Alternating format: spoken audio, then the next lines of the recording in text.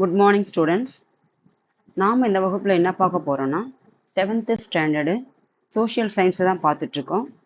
நம்ம ஏற்கனவே பார்த்தோம்னா ஃபஸ்ட் டேர்மில் ஃபஸ்ட் யூனிட் வந்துட்டு பார்ட் 1 பார்ட் 2 2 வீடியோ வந்து பார்த்து முடிச்சிட்டோம். இது வந்துட்டு பார்த்திங்கன்னா செகண்ட் யூனிட்டு. இந்த செகண்ட் யூனிட்டுக்கு முன்னாடி ஒரு ஓவர்வியூ வந்துட்டு ஒரு ஹிஸ்டாரிக்கல் பேக்ரவுண்ட் ஒரு வீடியோ வந்து ஒன்று கொடுத்துருந்தேன். அந்த வீடியோவை அதை பார்த்துருந்தீங்கன்னா, பார்க்காதவங்க அதை பார்த்துட்டு இதை பார்த்தீங்கன்னா உங்களுக்கு எளிமையாக இருக்கும். பார்த்துருந்தீங்கன்னா இந்த வீடியோ வந்துட்டு நீங்கள் தொடர்ச்சியாக பார்த்தீங்கன்னா இதுக்கு அடுத்து வர பாடங்கள்லாம் உங்களுக்கு எளிமையாக இருக்கும். அதாவது நம்ம என்ன பார்த்தோன்னு பார்த்தீங்கன்னா, வரலாற்று காலத்தை வந்துட்டு 3ஆக பிரிச்சிருப்பாங்க. எப்படின்னு பார்த்தீங்கன்னா, பண்டைய காலம், அதுக்கப்புறம் இடைக்காலம், நவீன காலம் அப்படின்னு சொல்லிட்டு. பண்டைய காலம்னா ஒன்றும் இல்லை, இப்போ நம்ம ஹிஸ்ட்ரினா என்னதுன்னு பார்த்தீங்கன்னா நம்ம முன்னோர்களை பற்றி படிக்கிறது தான். அப்போ பண்டைய காலம்னா யாருன்னா உங்களுடைய தாத்தான்னு வச்சுக்கோங்க. உங்களுடைய தாத்தாக்கும் அதாவது இந்த காலத்துல இது அதாவது பண்டைய காலம்னா என்னன்னு பார்த்தீங்கன்னா உங்க தாத்தாவுக்கு தாத்தா. அப்போ இங்க யாருன்னு பார்த்தீங்கன்னா உங்க தாத்தா. அப்போ இங்க யாருன்னு பார்த்தீங்கன்னா இதுதான் வந்து நவீன காலம்னா இது தற்போது வாயிரண்ணி. அப்போ இந்த மாதிரி தான் வந்துட்டு நம்ம முன்னோர்களை பத்தி படிக்கிறது தான் வந்துட்டு வரலாறுனாவே. அப்போ நமக்கு முன்னாடி யாரெல்லாம் இருந்தாலும் அவங்கள பத்தி படிக்கிறோம். ஆனா வந்துட்டு நம்ம வந்து சிறப்பு யாரெல்லாம் வந்துட்டு வரலாற்றுல சிறப்பு மிக்க இருந்தாங்களோ அவங்கள பத்தி வந்துட்டு கொடுத்துருப்பாங்க. இந்த வரலாறுல பார்த்தீங்கன்னா எந்த மாதிரி இருக்குன்னு பார்த்தீங்கன்னா, வரலாற்றுல யாரெல்லாம் வந்து சிறப்பு செயலாற்றிருப்பாங்க அவங்களெல்லாம் வந்து பேசப்பட்டிருப்பாங்க, எழுதப்பட்டிருப்பாங்க. யார் வந்துட்டு அவங்க வந்து சிறப்பு மிக்க வரலாற்றுல இருந்தீங்களோ அவங்களெல்லாம் வந்துட்டு ஒரு ஒரு ஒரு இன்ட்ரோடக்ஷன் மட்டும் கொடுத்துட்டு விட்டுட்டு இருப்பாங்க. அதுதான் வந்து வரலாறு. அப்போ இந்த பாடத்துல நாம என்ன பார்க்க போறோம்னு பார்த்தீங்கன்னா, அலகு 2ல வந்துட்டு பார்ட் 1 பார்ட் 2 2 பகுதிகளாக நாம பார்க்க போறோம். பார்ட் 1 வீடியோல என்ன பார்க்க போறோம்னு பார்த்தீங்கன்னா, அதாவது வட இந்தியாவில் புதிய அரசுகளின் தோற்றம் என்ற தலைப்பின் கீழே வட இந்தியாவில் எந்தெந்த அரசுகள்லாம் வந்து தோன்றுனாங்க, அதுக்கப்புறம் இதுதான் வந்து முதல் பகுதியாகவும், 2வது பகுதியில இவர்கள் ஆற்றிய கலை, கட்டடக்கலை, அதுக்கப்புறம் வந்துட்டு இவர்களுக்கு அடுத்து யார் வராங்க, டெல்லி சுல்தானியம் வருவாங்க, அவர்களுடைய இன்ட்ரோடக்ஷன் தான் இந்த பாடத்துல கொடுத்துருப்பாங்க. இதை நீங்க தெளிவா தெரிஞ்சுக்கிட்டீங்கன்னா அடுத்த பாடம் நீங்க படிக்கும்போது, அதாவது இதனுடைய தொடர்ச்சி எங்க இருக்குன்னு பார்த்தீங்கன்னா 11ஆம் வகுப்புல இருக்கும். அதுக்கப்புறம் பார்த்தீங்கன்னா 7, 8 வகுப்புல வந்து கொஞ்சம் கொஞ்சம் கொடுத்துருப்பாங்க.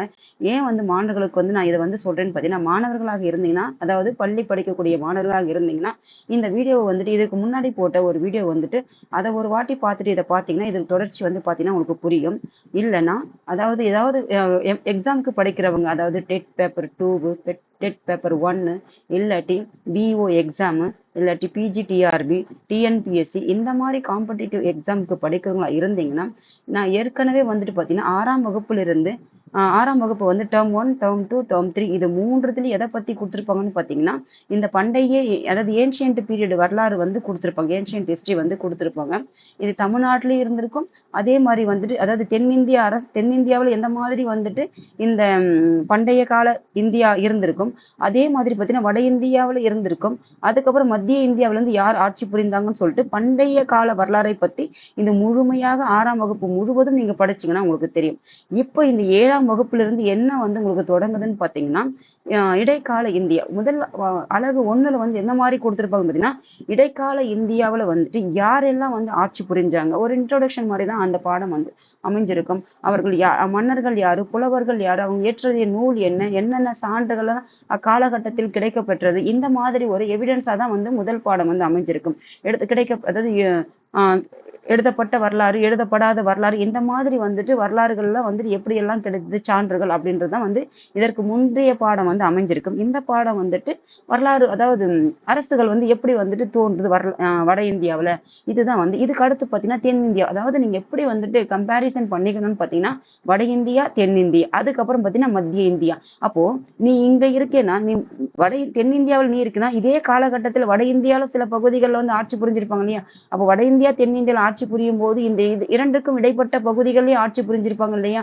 இதுதான் வந்து நீங்க இந்த மேப்ல வந்து நீங்க டைரக்ஷனை வந்துட்டு நல்லா தெரிஞ்சுக்கிட்டீங்கன்னா உங்களுக்கு வந்துட்டு வரலாறு ஆகட்டும், புவியியல் ஆகட்டும், எந்த ஒரு பாடமாக இருந்தாலும் மாணவர்களுக்கு எளிமையாக புரியும்.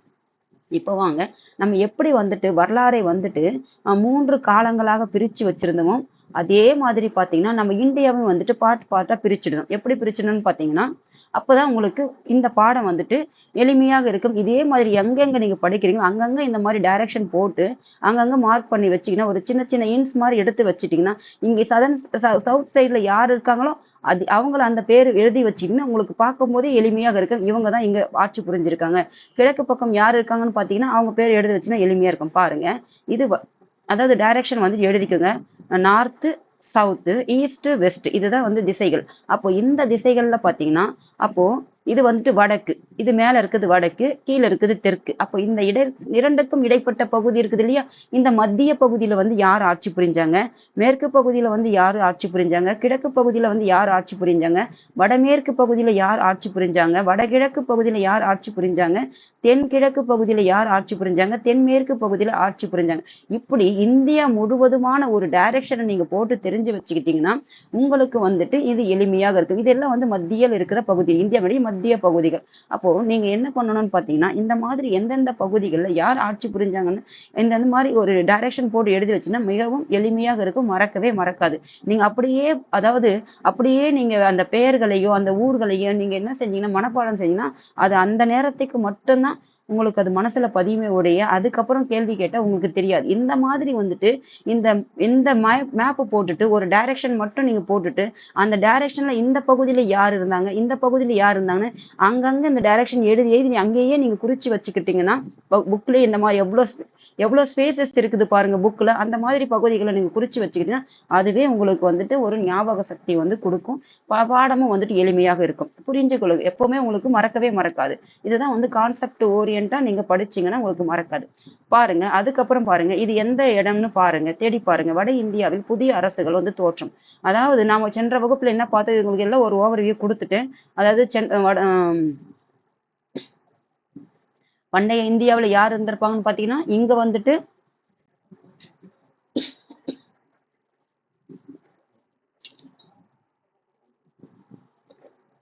பண்டைய இந்தியாவில் யார் ஆண்டிருப்பாங்கன்னு பாத்தீங்கன்னா மௌரியர்கள் மற்றும் குப்தர்கள் வந்து ஆட்சி புரிஞ்சிருப்பாங்க. குப்தர்கள் மௌரியர்கள் ஆட்சி புரிஞ்சிருப்பாங்க. குப்தருக்கு மௌரியர்களுக்கு பிறகு யாருன்னு பாத்தீங்கன்னா அர்ஷரும் வந்திருப்பாரு. அர்ஷர் வந்து எந்த வம்சத்தை சார்ந்தவர்ன்ட்டு தேடி பாருங்க, நான் உங்களுக்கு ஏற்கனவே கொடுத்திருப்பேன். அர்ஷர் வந்து எந்த வம்சத்தை சேர்ந்தவர், கனிஷ்கர் எல்லாம் நம்ம பார்த்திருப்போம். இது எல்லாம் நீங்க பாருங்க.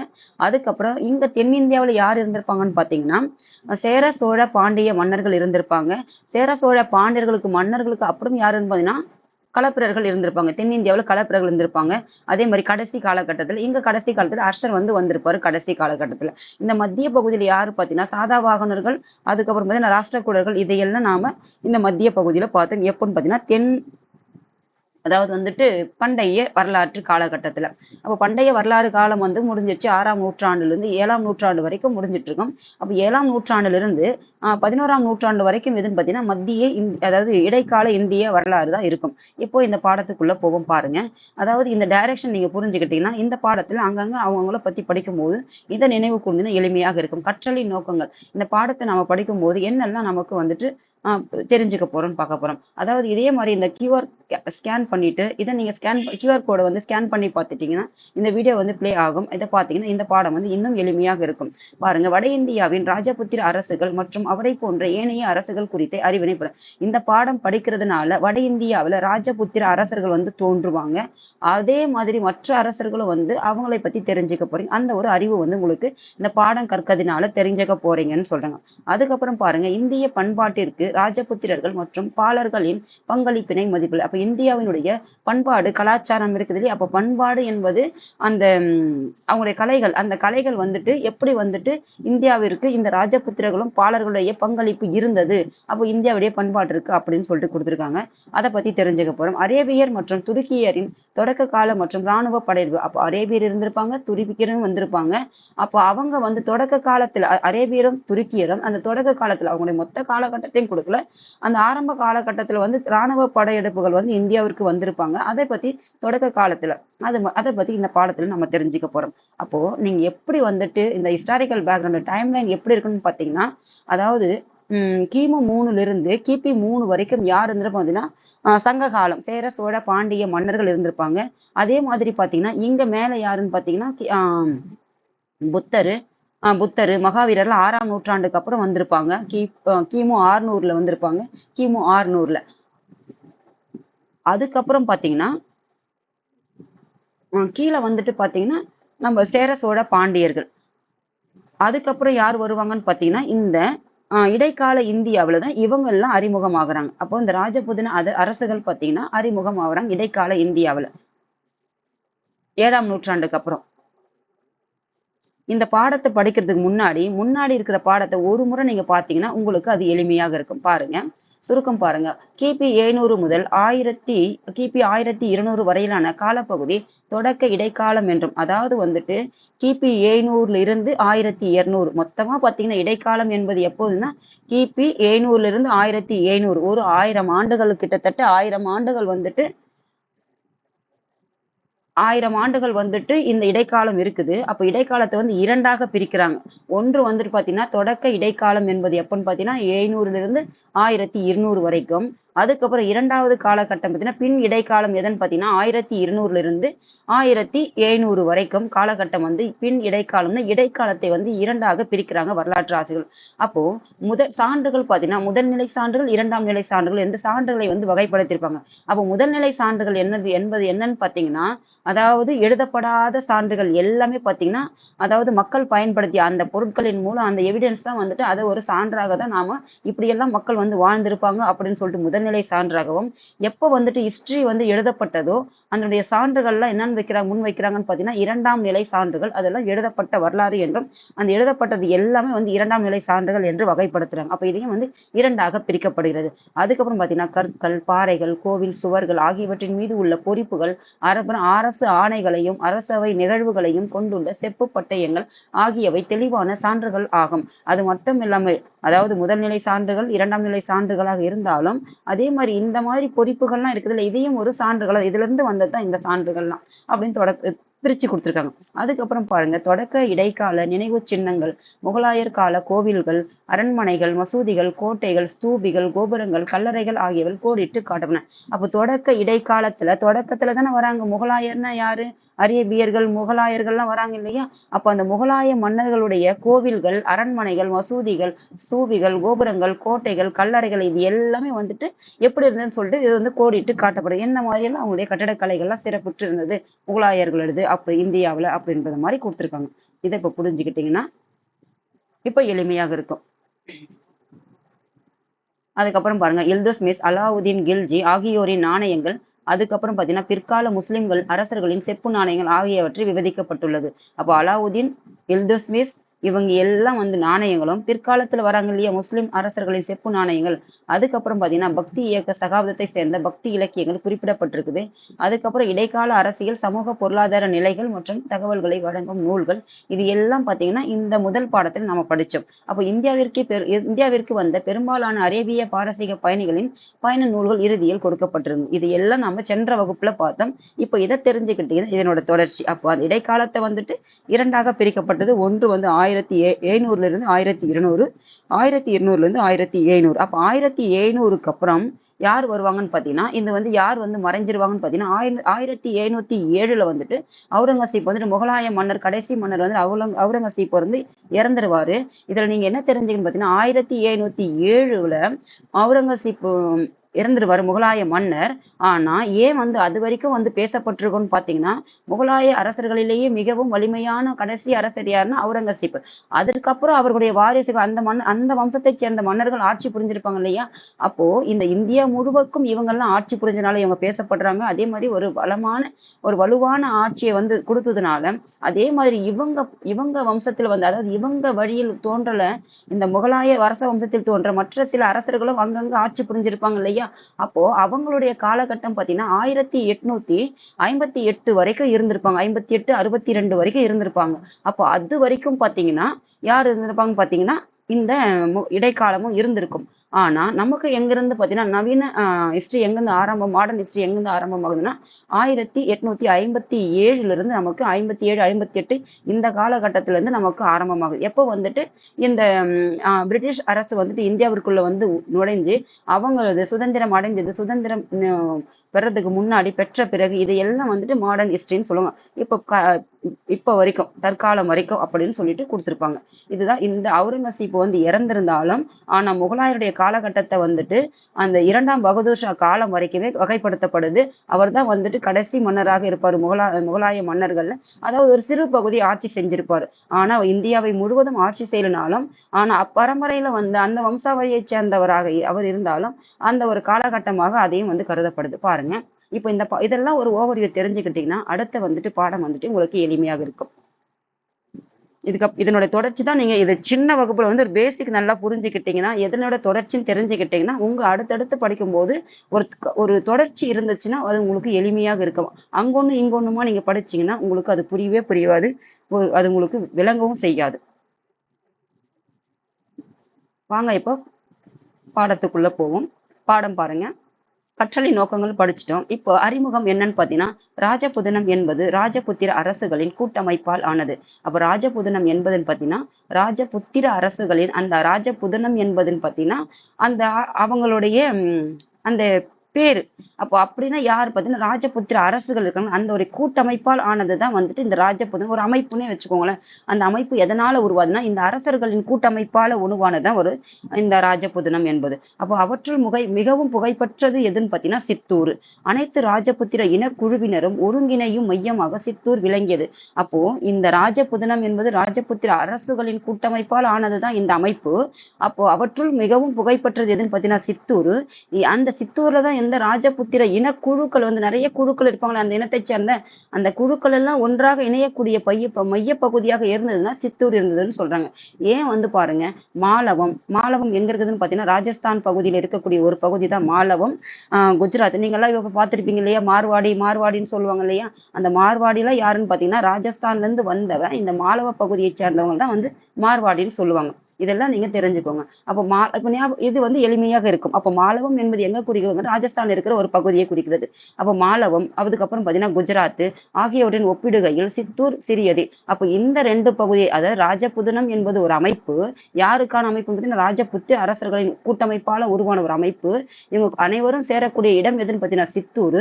ஆனா வந்துட்டு அது சிறியதாக இருந்தாலும், எதை விட பார்த்தீங்கன்னா மாலவம் குஜராத்தை விட சிறிதாக இருந்தாலும் ஆனா வந்து அங்க இணையறாங்க. ஏன் பார்த்தீங்கன்னா ராஜபுத்திரர்கள் இந்த 3 அரசுகளிலும் ஆட்சி செஞ்சாங்க. ஆனா சிறிதாக இருந்தாலும் இந்த 3 பகுதியிலுமே ஆட்சி செய்யறாங்க. ஆனா வந்து சேரக்கூடிய அனைவரும் இணையக்கூடிய இடம் எதுன்னு பார்த்தீங்கன்னா சித்தூர்னு சொல்றாங்க. அப்போ சித்தூரினுடைய இந்த 3 அரசுகளையும் ஆட்சி செஞ்சிருப்பாங்க. யாருன்னு பார்த்தீங்கன்னா இந்த ராஜபுத்திர அரசர்கள். இந்த ராஜபுத்திரர்கள்னாவே நீங்க எங்க ஞாபகத்துல வச்சுக்கணும்னு பார்த்தீங்கன்னா ராஜஸ்தான் பகுதிகளில் தான் பெரும்பாலும் இந்த ராஜபுத்திர அரசுகள் வந்துட்டு இருந்திருக்கும். அது மட்டும் இல்லாமல் மாலவும் குஜராத்தும் கொடுத்துருக்காங்க. அதுக்கப்புறம் சித்தூர் எங்க இருக்கு பார்த்தீங்கன்னா ஆந்திர பிரதேசத்தில் இருக்கிற ஒரு பகுதி தான் வந்து சித்தூர். இது எல்லாம் நீங்க தெரிஞ்சுக்கிட்டீங்கன்னா மறக்கவே மறக்காது.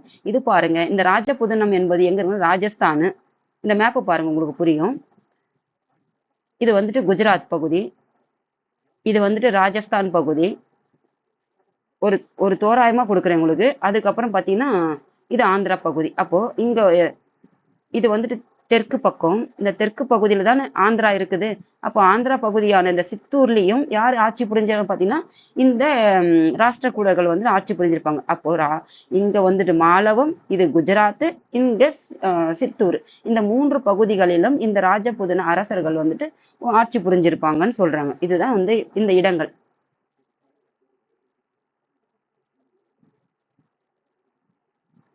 அதுக்கப்புறம் பாருங்க,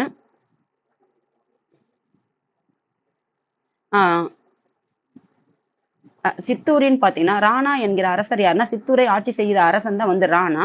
அவர் பார்த்தீங்கன்னா மாலவத்தை, அதாவது ராஜஸ்தான் இருக்கிற அந்த மாலவத்தை வெற்றி பெற்றிருப்பார். அந்த இடத்தை வந்து வெற்றி பெற்றிருப்பார் அந்த இடத்துல. அதன் கொண்டதன் விளைவாக ஜெயஸ்தம்பா என்னும் வெற்றி தூண் சித்தூரில் வந்து நிறுவப்பட்டது. அப்போ சித்தூர்ல இருந்தவர் யாருன்னு பார்த்தீங்கன்னா அந்த பகுதியை ஆட்சி செய்த மன்னன் யாருன்னா ராணா. அவர் வந்துட்டு மாலவத்தை, ராஜஸ்தான்ல இருக்கிற மாலவ பகுதியை வந்து வெற்றி கொண்டதன் நினைவாக அந்த வெற்றியை கொண்டாடும் விதமாக ஜெயஸ்தம்பா என்ற ஒரு வெற்றி தூண் தான் அது ஸ்தம்பா. அது எங்க நிறுவப்பட்டதுன்னு பார்த்தீங்கன்னா சித்தூர்ல நிறுவப்பட்டதுன்னு சொல்றாங்க. அப்ப பிரதிகாரர்களின் மேற்கத்திய பகுதிகளில், பிரதிகாரர்கள் எங்கன்னு பார்த்தீங்கன்னா மேற்கிந்திய பகுதிகளிலும், பாலர்கள் பார்த்தீங்கன்னா இந்தியாவின் கிழக்கு பகுதிகளிலும் வலிமை மிக்க அரசுகளை வந்து நிறுவியிருப்பாங்க. பாருங்க, அதாவது பிரதிகாரர்கள் மேற்கிந்திய பகுதி, அதாவது இங்க ஏன் உங்களுக்கு கொடுத்துருக்கீங்கன்னா இது ஒண்ணு மட்டும் இப்படி போட்டுக்கிட்டீங்கன்னா இந்த பிரதிகாரங்கள் நீங்க எழுதிக்கிட்டீங்கன்னா எளிமையா இருக்கும். மேற்கு பக்கம் பிரதிகாரர்கள் சொல்லிட்டு, அப்ப பிரதிகாரர்கள் இந்தியாவுடைய மேற்கு பகுதிகளிலும், பாலர்கள் பார்த்தீங்கன்னா இந்தியாவினுடைய கிழக்கு பகுதிகளிலும், கிழக்குன்னா இந்த பக்கம் ஈஸ்ட் சைடு பக்கமும் வலிமை மிக்க அரசுகளாக நிறுவி இருந்தாங்க. அப்போ இந்த காலகட்டத்துல பாத்தீங்கன்னா பிரதிகாரர்கள் வந்துட்டு மேற்கு பகுதி, பாலர்கள் வந்துட்டு கிழக்கு பகுதி, சித்தூர்ல வந்து ராணா அரசன், மாலவத்துல இருந்திருப்பாங்க.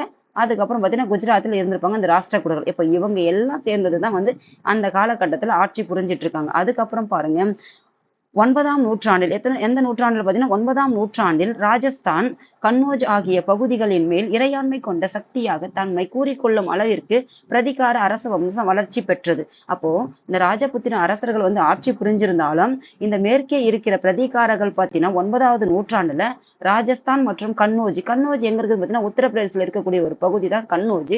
இந்த பகுதிகள் மேல வந்து அவங்க இறையாண்மை கொண்ட சக்தியாக, அதாவது இறையாண்மை கொண்ட சக்தினா எந்த ஒரு நாட்டினுடைய ஆதிக்கத்திற்கு இல்லாமல் அவங்களாகவே வந்துட்டு அதிகாரமிக்க ஒரு அரசாக இருந்திருப்பாங்க. ஆனா இதுக்கு முன்னாடி எப்படி இருந்திருப்ப, அதாவது இந்த அதிகாரம், அதாவது சிற்றரசுகள்னா யாருன்னு பாத்தீங்கன்னா இந்த இறையாண்மை கொண்ட அரசுகளுக்கு வந்து கப்பம் கட்டுறவங்க தான் சிற்றரசு. அப்போ வலிமை மிக்க அரசராக மாறி இருப்பாங்க. யாருக்குமே வந்து கப்பம் கட்டாமல், எந்த ஒரு நாட்டிற்கும் அடிபணியாமல் இவங்க தான் வந்து அந்த நாட்டினுடைய ராஜான்ற மாதிரி வந்துட்டு இவங்க ஆதிக்கம் செலுத்துற மாதிரி ஒரு வந்திருப்பாங்க. அவங்க சக்தியாக இவங்க தம்மை கூறிக்கொள்ளும் அளவிற்கு பிரதிகார அரச வம்சம் வந்து வளர்ச்சி அடைஞ்சிச்சு எப்போ 9ஆம் நூற்றாண்டுல. அதுக்கப்புறம் பாருங்க, இதுதான் வந்து ஜெயஸ்தம்பா என்கிற வெற்றி தூணி. எதை வெற்றி கட்டுறதுனாலன்னு பார்த்தீங்கன்னா மாலவ பகுதி. அதுக்கப்புறம் பாருங்க, பிரதிகாரனுடைய அரசினுடைய வீழ்ச்சி. அப்போ 9ஆம் நூற்றாண்டுல வந்து நல்ல சிறப்புற்று இவங்க வந்துட்டு உயரத்துக்கு வந்தாலும் அதுக்கப்புறம் ஒரு வீழ்ச்சின்னு ஒண்ணு வருவாங்க இல்லையா. அப்போ ஒரு வலிமையான அரசு இருக்கும்போது மற்றவர்கள்லாம் என்ன செய்வாங்க, அந்தந்த சிறு பகுதிகளில் இருந்திருப்பாங்க. அப்போ ஏன்னா இவங்களை விட வலிமையாக ஒருத்தர் இருக்கும்போது அதே அந்த வலிமையான அரசு வந்து வீழ்ச்சி வரும்போது மற்ற சின்ன சின்ன அரசுகளோ அதே மாதிரி இவங்களுக்கு சமமான இருக்கக்கூடிய ஒரு ஆதிக்கத்தில் இருக்கிறவங்களும் என்ன செய்வாங்க, அப்ப மேலோக்கி வருவாங்க இல்லையா. இதுதான் இங்க கொடுத்திருப்பாங்க. அப்போ அதே அந்த வீழ்ச்சி அடையும் போது வங்காளத்தில் யாரு பார்த்தீங்கன்னா பாலர்களுடைய எழுச்சி, வடமேற்கு இந்தியாவில் பார்த்தீங்கன்னா சௌகான்கள் எழுச்சிக்கும் வித்திட்டது. யாரோட வீழ்ச்சி, பிரதிகார அரசனுடைய வீழ்ச்சி வந்துட்டு வடக்குல வந்துட்டு வங்காளத்தில்னா, வங்காளம் எந்த பக்கம் இருக்கு, கிழக்கு. வங்காளம் என்பதுன்னா மேற்கு வங்காளம் தான் வந்து வங்காளம் சொல்லியிருப்பாங்க, வெஸ்ட் பெங்கால். அதுதான் வந்துட்டு வங்காளம். இது யார் வளருவாங்கன்னு பார்த்தீங்கன்னா பாலர்கள். எங்க, இந்த பக்கம் கிழக்கு பக்கம். அதுக்கப்புறம் வடமேற்கு, இது வடக்கு இது மேற்கு. இந்த பக்கத்துல யார் வராங்கன்னு பாத்தீங்கன்னா இது கிழக்கு, ஈஸ்ட் சைடு யாருன்னு பாத்தீங்கன்னா பாலர்கள்.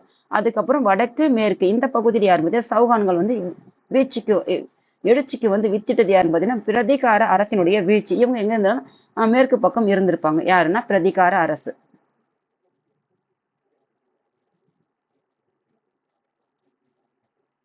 இங்க யார் பார்த்தீங்கன்னா சௌகான்கள் வந்திருப்பாங்க. இந்த இரண்டுத்துக்கு இடைப்பட்ட பகுதி சௌகான்கள். இப்படி நீங்க குறிச்சு வச்சுக்கிட்டீங்கன்னா உங்களுக்கு மறக்காது.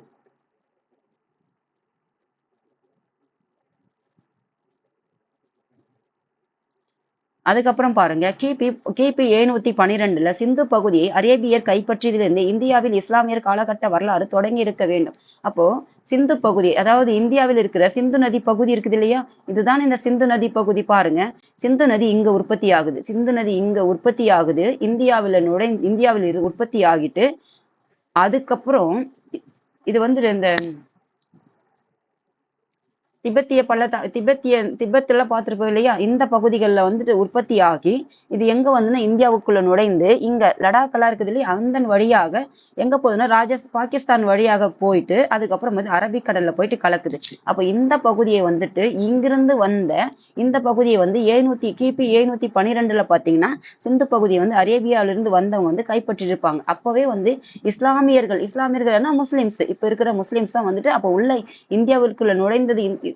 முஸ்லிம்ஸ் எப்பன்னு பாத்தீங்கன்னா கிபி 712. அப்போ அப்படி நுழையும் போது அவங்களுடைய வரலாற்று காலகட்டம் வந்து தொடங்கி இருக்கணும். ஆனால் தொடங்கல. ஏன் தொடங்கல, அவங்களுடைய வரலாற்று காலகட்டம் வந்து 712 தொடங்கி இருக்கணும். ஆனா வந்து 1200 தான் வந்து தொடங்குதுன்னு சொல்லியிருப்பாங்க. ஏன் வந்து அப்படி தொடங்குதுன்னா, அப்போ இந்த காலகட்டத்துல இவங்க வந்து உள்ள இந்த பகுதியை மட்டும்தான் கைப்பற்றிருக்க முடிஞ்சிருக்கும். அதுக்கப்புறம் இதுக்கு உள்ள வர முடியாத காரணம் என்னன்னு பாத்தீங்கன்னா இங்க வலுவான அரசுகள் இருந்ததுனால இவங்களால உள்ள வந்து நுழைய முடியாம அப்ப திரும்பி போயிருப்பாங்க. அதனால இவங்களுடைய வரலாறு அப்பத்துல இருந்து ஆரம்பமாகல, வந்துட்டு போயிட்டாங்க அப்படின்ற மாதிரி தான் இங்க கொடுத்துருக்காங்க. அப்ப பாருங்க, ஆனால் கன்னோஜை ஆண்ட அரசர்கள், குறிப்பாக கன்னோஜை யார் ஆட்சி செஞ்சிருந்தான்னு பாத்தீங்கன்னா யசோவர்மன் வந்துட்டு ஆட்சி புரிஞ்சிருப்பாரு கன்னோஜி உத்தரப்பிரதேச பகுதியை. அப்ப கன்னோஜி எங்க இருக்குதுன்னா உத்தரப்பிரதேசம். அப்போ அந்த பகுதியை ஆட்சி செய்யும் போது இங்கிருந்து சிந்துவை கைப்பற்றிய அரேபியர்கள் வந்து உள்ள வந்து வர முடியாது. அப்ப இவர் இங்க மட்டுமா, இந்த பகுதியெல்லாம் அவர்னால வலிமையாக இருந்திருப்பாங்க இல்லையா, அதனால உள்ள வர முடியாம போயிடுச்சு. அதனால வந்துட்டு இந்த இஸ்லாமிய காலகட்டம் வந்து வரலாறு வந்து தொடங்கப்படவில்லை. எப்ப வந்து 712 இருந்து. அதுக்கப்புறம் பாத்தீங்கன்னா இவருடைய காலம் பாத்தீங்கன்னா 736. இவர் வந்தது பார்த்தீங்கன்னா 712. அப்போ எதிர்ப்பின் காரணமாகவும் அவர்களுக்கு பின்னர் 10ஆம் நூற்றாண்டினுடைய இறுதி, அப்போ 10ஆம் நூற்றாண்டுடைய கடைசி பகுதியில் பார்த்தீங்கன்னா வட இந்தியாவினுடைய பெரும் பகுதியையும், வட இந்தியாவினுடைய பெரும் பகுதி, அதுக்கப்புறம் பார்த்தீங்கன்னா வட இந்தியாவுடைய பெரும் பகுதினா இதுதான் வட இந்தியா, இதனுடைய பெரும் பகுதியையும், அதுக்கப்புறம் பார்த்தீங்கன்னா கன்னோஜ், குறிப்பா எதை கொடுத்துருக்காங்கன்னா கன்னோஜியம் கட்டி ஆண்டது யாருன்னு பார்த்தீங்கன்னா ராஜபுத்திர அரசர்கள். அப்போ இந்த ராஜபுத்திர அரசர்கள் நம்ம எங்க பார்த்தோம்? இந்த குஜராத் பார்த்தோம், அதுக்கப்புறம் ராஜஸ்தான் பார்த்தோம், இந்த சித்தூர் பார்த்தோம் ஆந்திராவில். அப்போ அதுக்கப்புறம் எங்க ஆயிட்டாங்கன்னு பார்த்தீங்கன்னா ராஜபுத்திர அரசர்கள் வந்து தலைவர்களின் எதிர்ப்பின் விளைவாலும் இந்தியாவில் இஸ்லாமியர் காலகட்டம் வந்துட்டு கிபி 1200 இருந்தா தொடங்குது. அப்போ கன்னோஜை கட்டியாண்ட அரசர்கள், இவங்க ராஜபுத்திர அரசர்கள் இந்த தலைவர்களுடைய எதிர்ப்பினால இவங்களால உள்ள வர முடியல. அதனால இஸ்லாமியுடைய காலகட்டம் இந்தியாவில் பார்த்தீங்கன்னா 1200 இருந்தா தொடங்குதுன்னு சொல்றாங்க. அப்போ இந்த கிபி 1200 வரைக்கும் இவங்கெல்லாம் வந்துட்டு நல்ல வலிமை மிக்க இந்த அரசர்கள்லாம் இருந்திருப்பாங்க. இதை தெரிஞ்சுக்கிட்டீங்கன்னா இந்த 1200 படிக்கும் போது உங்களுக்கு யார் வேணும் டெல்லி சுல்தானியம் வரும்போது எளிமையாக இருக்கும். இது எல்லாம் ஒரு சின்னதா வந்து ஆட்சி புரிஞ்சிருப்பாங்க. ஆனா அவங்க வலிமையாக இருந்தனால வரலாற்றுல வந்து பேசப்படக்கூடிய ஒரு காலகட்டமாக இருந்திருக்கும். அதை தான் நாம இப்போ இந்த அரசர்களை பத்தி படிக்க போறோம். பாருங்க, வட இந்திய அரசர்கள். அப்ப வட இந்தியாவில் நீங்க வட இந்தியாவை இப்படி பிரிச்சுக்குங்க. பிரிச்சிட்டீங்கன்னா இதுதான் வடக்கு, இது தெற்கு. இப்போ இந்த பகுதி தான் அரேபியர்கள் வந்து படையெடுத்திருப்பாங்க 712 கிபில. இதை பாருங்க, இது கிழக்கா பிரிச்சுக்கோங்க, இதை மேற்கா இப்படி பிரிச்சுக்கோங்க. இதுக்கு இரண்டுத்துக்கும் இடைப்பட்டது வந்துட்டு இது மத்திய பகுதி, இது வடக்கு, இது தெற்கு. இப்படி நீங்க படிச்சீங்கன்னா பாருங்க, வடக்கு இது தெற்கு, இது மேற்கு, இது கிழக்கு, அதுக்கப்புறம் இது மத்திய பகுதி. இந்த டைரக்ஷன்லாம் நீங்க தெரிஞ்சுக்கிட்டீங்கன்னா அதுக்கப்புறம் பார்த்தீங்கன்னா இது வடமேற்கு, இது வடகிழக்கு, இந்த பகுதி முழுவதும் தென்கிழக்கு, இது தென்மேற்கு. இப்படி நீங்க டைரக்ஷன் எல்லாம் தெரிஞ்சுக்கிட்டீங்கன்னா இந்த பாடம் வந்து எந்த பாடமா இருந்தாலும் உங்களுக்கு யார் யார் எந்தெந்த பகுதிகளில் ஆட்சி செஞ்சிருந்தாங்க அப்படின்றது உங்களுக்கு எளிமையாக புரியும்.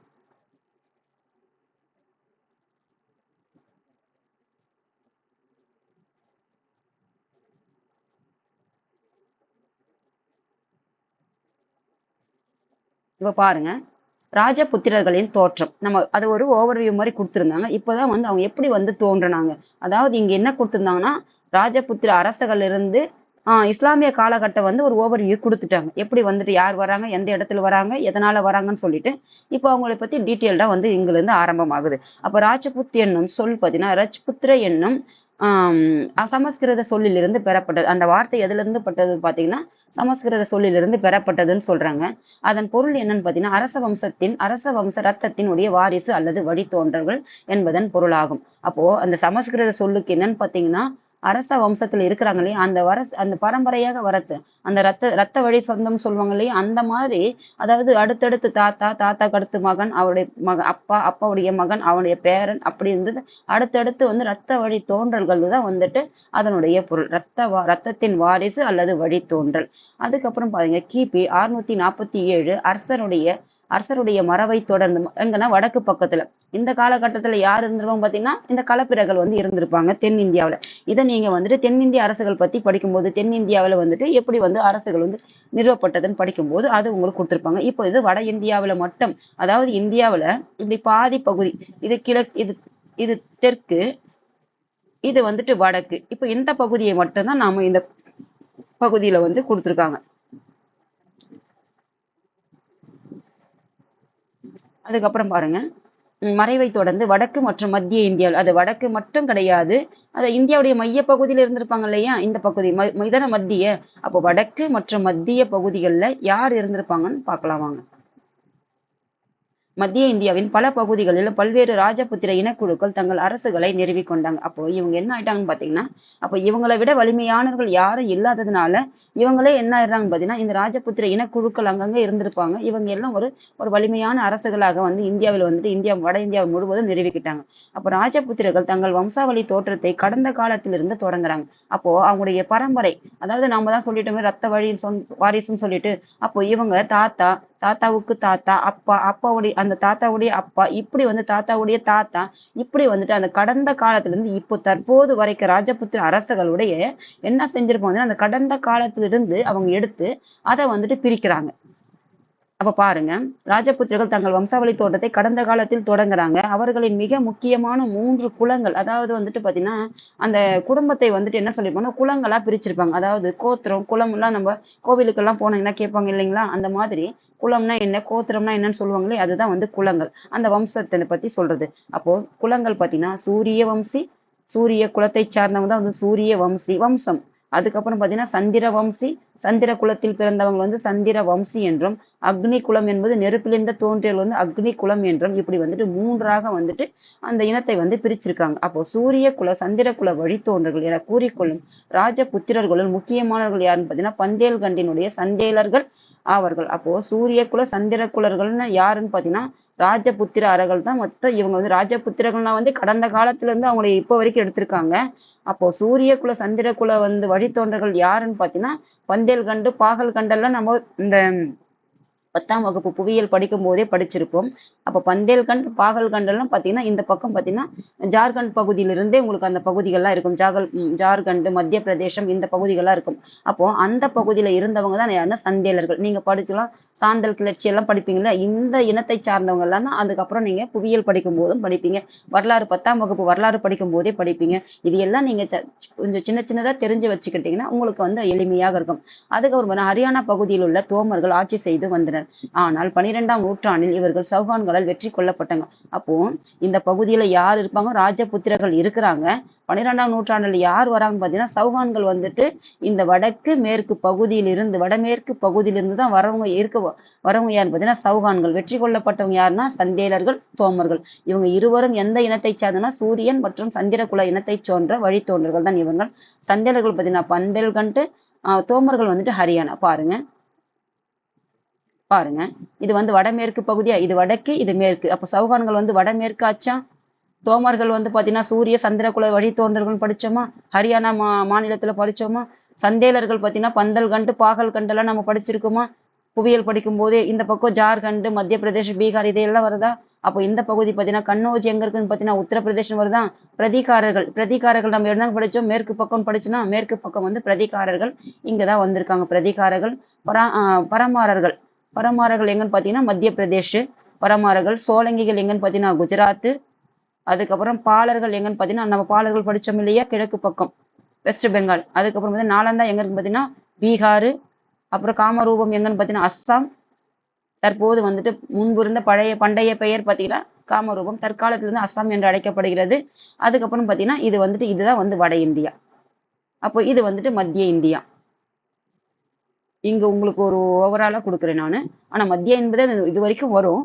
ஆனா இது இது இங்க இருந்து பிரிச்சுக்கோங்க. அப்போ மத்திய இந்தியானா ராஷ்டிரகூடர்கள், இங்க வந்து சோழர்கள். எங்க வந்து தென்னிந்தியாவில வந்து தமிழகத்தில் வந்து ஆட்சி புரிஞ்சவங்க யாருன்னு பார்த்தீங்கன்னா சோழர்கள். அதுக்கப்புறம் ஏன்னா ஒரே காலகட்டத்துல அங்கங்க மன்னர்கள் வந்து இருந்திருப்பாங்க இல்லையா. அப்போ நீங்க இந்த தெற்கு பக்கம் நீ வசிக்கணும் போது வடக்கு பக்கம் மக்கள் இருந்திருப்பாங்க இல்லையா. அப்போ இந்த பக்கமும் இருந்திருப்பாங்க, இந்த பக்கமும் இருந்திருப்பாங்க, மத்தியில இருந்திருப்பாங்க, இப்படிதானே இருந்திருப்பாங்க. அப்போ அந்தந்த காலகட்டத்துல யாரெல்லாம் வலிமையாக இருந்தாங்க அவங்கள பத்தி ஒரு சின்ன சின்ன குறிப்புகளாக கொடுத்திருப்பாங்க. பாருங்க, இது அரபிக்கடல், இது வங்காள விரிகுடல், இது இந்திய பெருங்கடல், இலங்கை. அதுக்கப்புறம் இந்த நதிகள் ஒரு வாட்டி பார்த்துட்டீங்கன்னா உங்களுக்கு எளிமையாக இருக்கும் புவியியல் படிக்கும் போது. பாருங்க, சிந்து நதி உள்ள எங்கிருந்து நுழையுதுன்னு பார்த்தீங்கன்னா இந்த லடாக் வழியாக உள்ள இந்தியாவுக்குள்ள ஜம்மு காஷ்மீர்ல இருந்து லடாக்கு இந்த பகுதி எங்கன்னா பாகிஸ்தானுக்குள்ள நுழைஞ்சு அரபிக்கடல்ல போய் கலக்குது. அரபிக்கடல்ல கடக்கக்கூடிய நதி எதுன்னு பார்த்தீங்கன்னா நர்மதை, தபதி. இது அதுக்கப்புறம் மாஹின்னு ஒன்று சொல்லுவாங்க. இதெல்லாம் நம்ம புவியியல் படிக்கும் போது படிச்சு. இது எல்லாம் பார்த்தீங்கன்னா மேற்கு நோக்கி பாயக்கூடிய நதிகள். அதுக்கப்புறம் பாருங்க, இங்க பாருங்க பிரம்மபுத்திரா ஆறு. பிரம்மபுத்திரா ஆறும் பார்த்தீங்கன்னா இங்கிருந்து தான் வந்து உற்பத்தி ஆயிட்டு இங்க வந்துட்டு திகாங் பள்ளத்தாக்கு, இதுதான் வந்து திகாங் பள்ளத்தாக்கு அருணாச்சல பிரதேசத்துல. அந்த பள்ளத்தாக்கு வழியாக அருணாச்சல பிரதேசனுடைய உள்ள நுழைந்து எங்கன்னா அசாம் வழியாக வந்துட்டு பங்களாதேஷ்ல வந்துட்டு அதுக்கப்புறம் வந்துட்டு வங்காள விரிகுடல் வந்து கலக்குதுன்னு சொல்லிட்டு நம்ம புவியியல் படிக்கும் போது படிச்சிருப்போம். எல்லாத்துக்கும் ஒன்றோடு ஒன்று தொடர்புடையதான். அதாவது நீங்க ஹிஸ்டரின்னு மட்டும் தனியாக பிரிக்க முடியாது. எல்லா பாடங்களும் ஒன்றோடு ஒன்று தொடர்புடையது. அதுக்கப்புறம் பாத்தீங்கன்னா கங்கை வந்துட்டு எங்கன்னா கங்கோத்திரி பனியாறுல இருந்து உற்பத்தி ஆகி கங்கை நதி உருவாகிட்டு இங்க போயிட்டு பாருங்க. இந்த இங்க வந்து அதாவது பீகார், அதுக்கப்புறம் வங்காளம், அதாவது உத்தரப்பிரதேசம் இந்த பகுதிகள்லாம் வந்துட்டு இது வந்து வங்காள விரிகுடல் இது வந்து கலக்குது. அதுக்கப்புறம் பார்த்தீங்கன்னா இதனுடைய துணையாறுகள் தான் வந்து கங்கையுடைய துணையாறு தான் நீளமான துணையாறு எதுன்னு பார்த்தீங்கன்னா யமுனை. இதான பிரம்மபுத்திரா. அதுக்கப்புறம் மகாநதி. மகாநதி எங்க உற்பத்தி ஆகுதுன்னு இதெல்லாம் 10வது படிக்கும் போதே நம்ம படிச்சிருப்போம் புவியியல்ல. அதுக்கப்புறம் கோதாவரி, அப்புறம் கிருஷ்ணா, அதுக்கப்புறம் காவேரி. தமிழ்நாட்டில் இருக்கிறது காவேரி, தமிழ்நாட்டில் இருக்கிற வைகை. இது எல்லாம் பார்த்தீங்கன்னா நதிகள். இதை தெரிஞ்சுக்கணும். இது எல்லாம் எங்க போயின்னா வங்காள விரிகுடாவில் கலக்கக்கூடிய நதிகள். இது மேற்கு பக்கமே உற்பத்தி ஆனாலும் பாருங்க, உற்பத்தி ஆகிறது என்னமோ மேற்கு, ஆனா கலக்கிறது எங்கன்னு பார்த்தீங்கன்னா கிழக்கு நோக்கி. பாருங்க, சரிந்து தானே இருக்குது. அப்போ சரிவா இருக்கிற பக்கம் தானே நீரெல்லாம் ஓடும். அதை தான் நீங்க தெரிஞ்சுக்கணும், மறக்கக்கூடாது. இப்படிதான் நீங்க கான்செப்டா தெரிஞ்சுக்கிட்டா இப்படி படிச்சீங்கன்னா மறக்காது. இது வந்து கடகரேகை. இது வந்து நம்ம புவியியல் படிக்கும்போது 6வது புவியியல் படிக்கும்போதே கடகரேகை மகர ரேகை எல்லாம் படிச்சிருப்போம். இதை தெரிஞ்சுக்கிட்டீங்கன்னா அதுக்கு அடுத்து நம்ம படிக்கும்போது பார்த்துக்கலாம். 6ஆம் வகுப்பு 7ஆம் வகுப்பு புவியியல்லாம்.